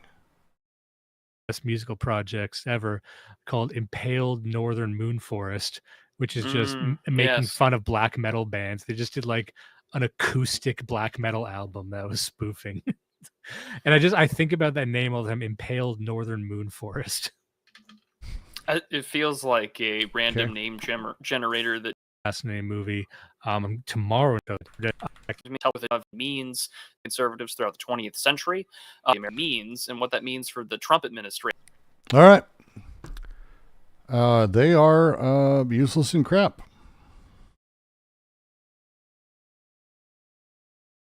I think they're useless and crap.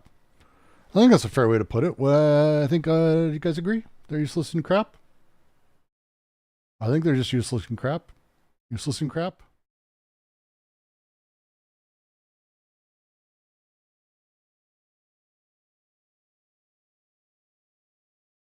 Useless and crap.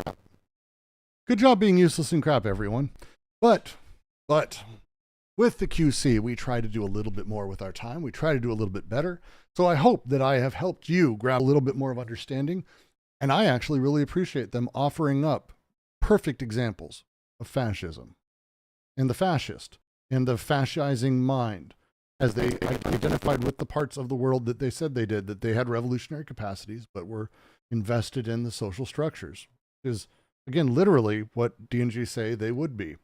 They were able to see themselves in it and give us a great way to sort of bounce off of that and work through some very complex things.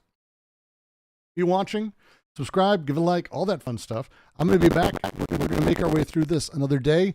Maybe not tomorrow, maybe tomorrow night. I don't know. I think Sunday wants to be around for a little bit more of it. Maybe not. Maybe, who knows? But they've got a second video that ostensibly goes through chapters 3 and 4. And I will tell you this right now.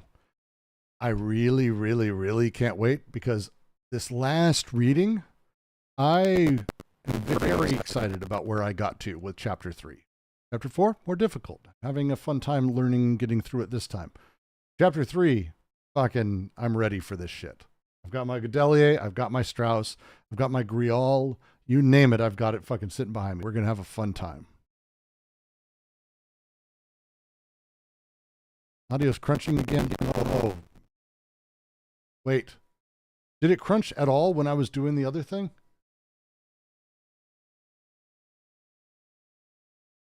Did it crunch at all in the other? Like the whole thing? Did it crunch at all before? Wow. Okay.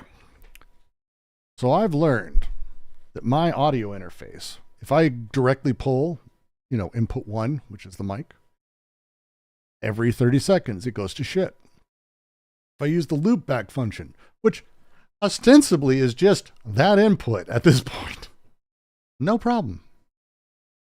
There should be no problem now. I finished the video. I switched. This scene had the other input. I've switched it back. Hey, we may have fixed it. And with that, I thank all of you for helping me fix my audio. I hope you've had a little bit of a good time. I hope I've been at least entertaining. Please join discord.gg/DGQC. Please support us on Patreon if you like what we're doing. I'm trying to do more of these. We're going to do a bunch of bad Deleuze takes. Plastic Pills is going to be coming up as this other channel gets started. So be ready for that, because that is going to be really fun and really detailed. I might have guest stars because it's so fun. So this has been a blast. Hey, man, how you doing? Hey, everyone. By the way, it's just been great to see faces in here. All of you. This has been really fun. So thank you all. And let me see if I can send you anywhere. If anyone has less of a life than I do.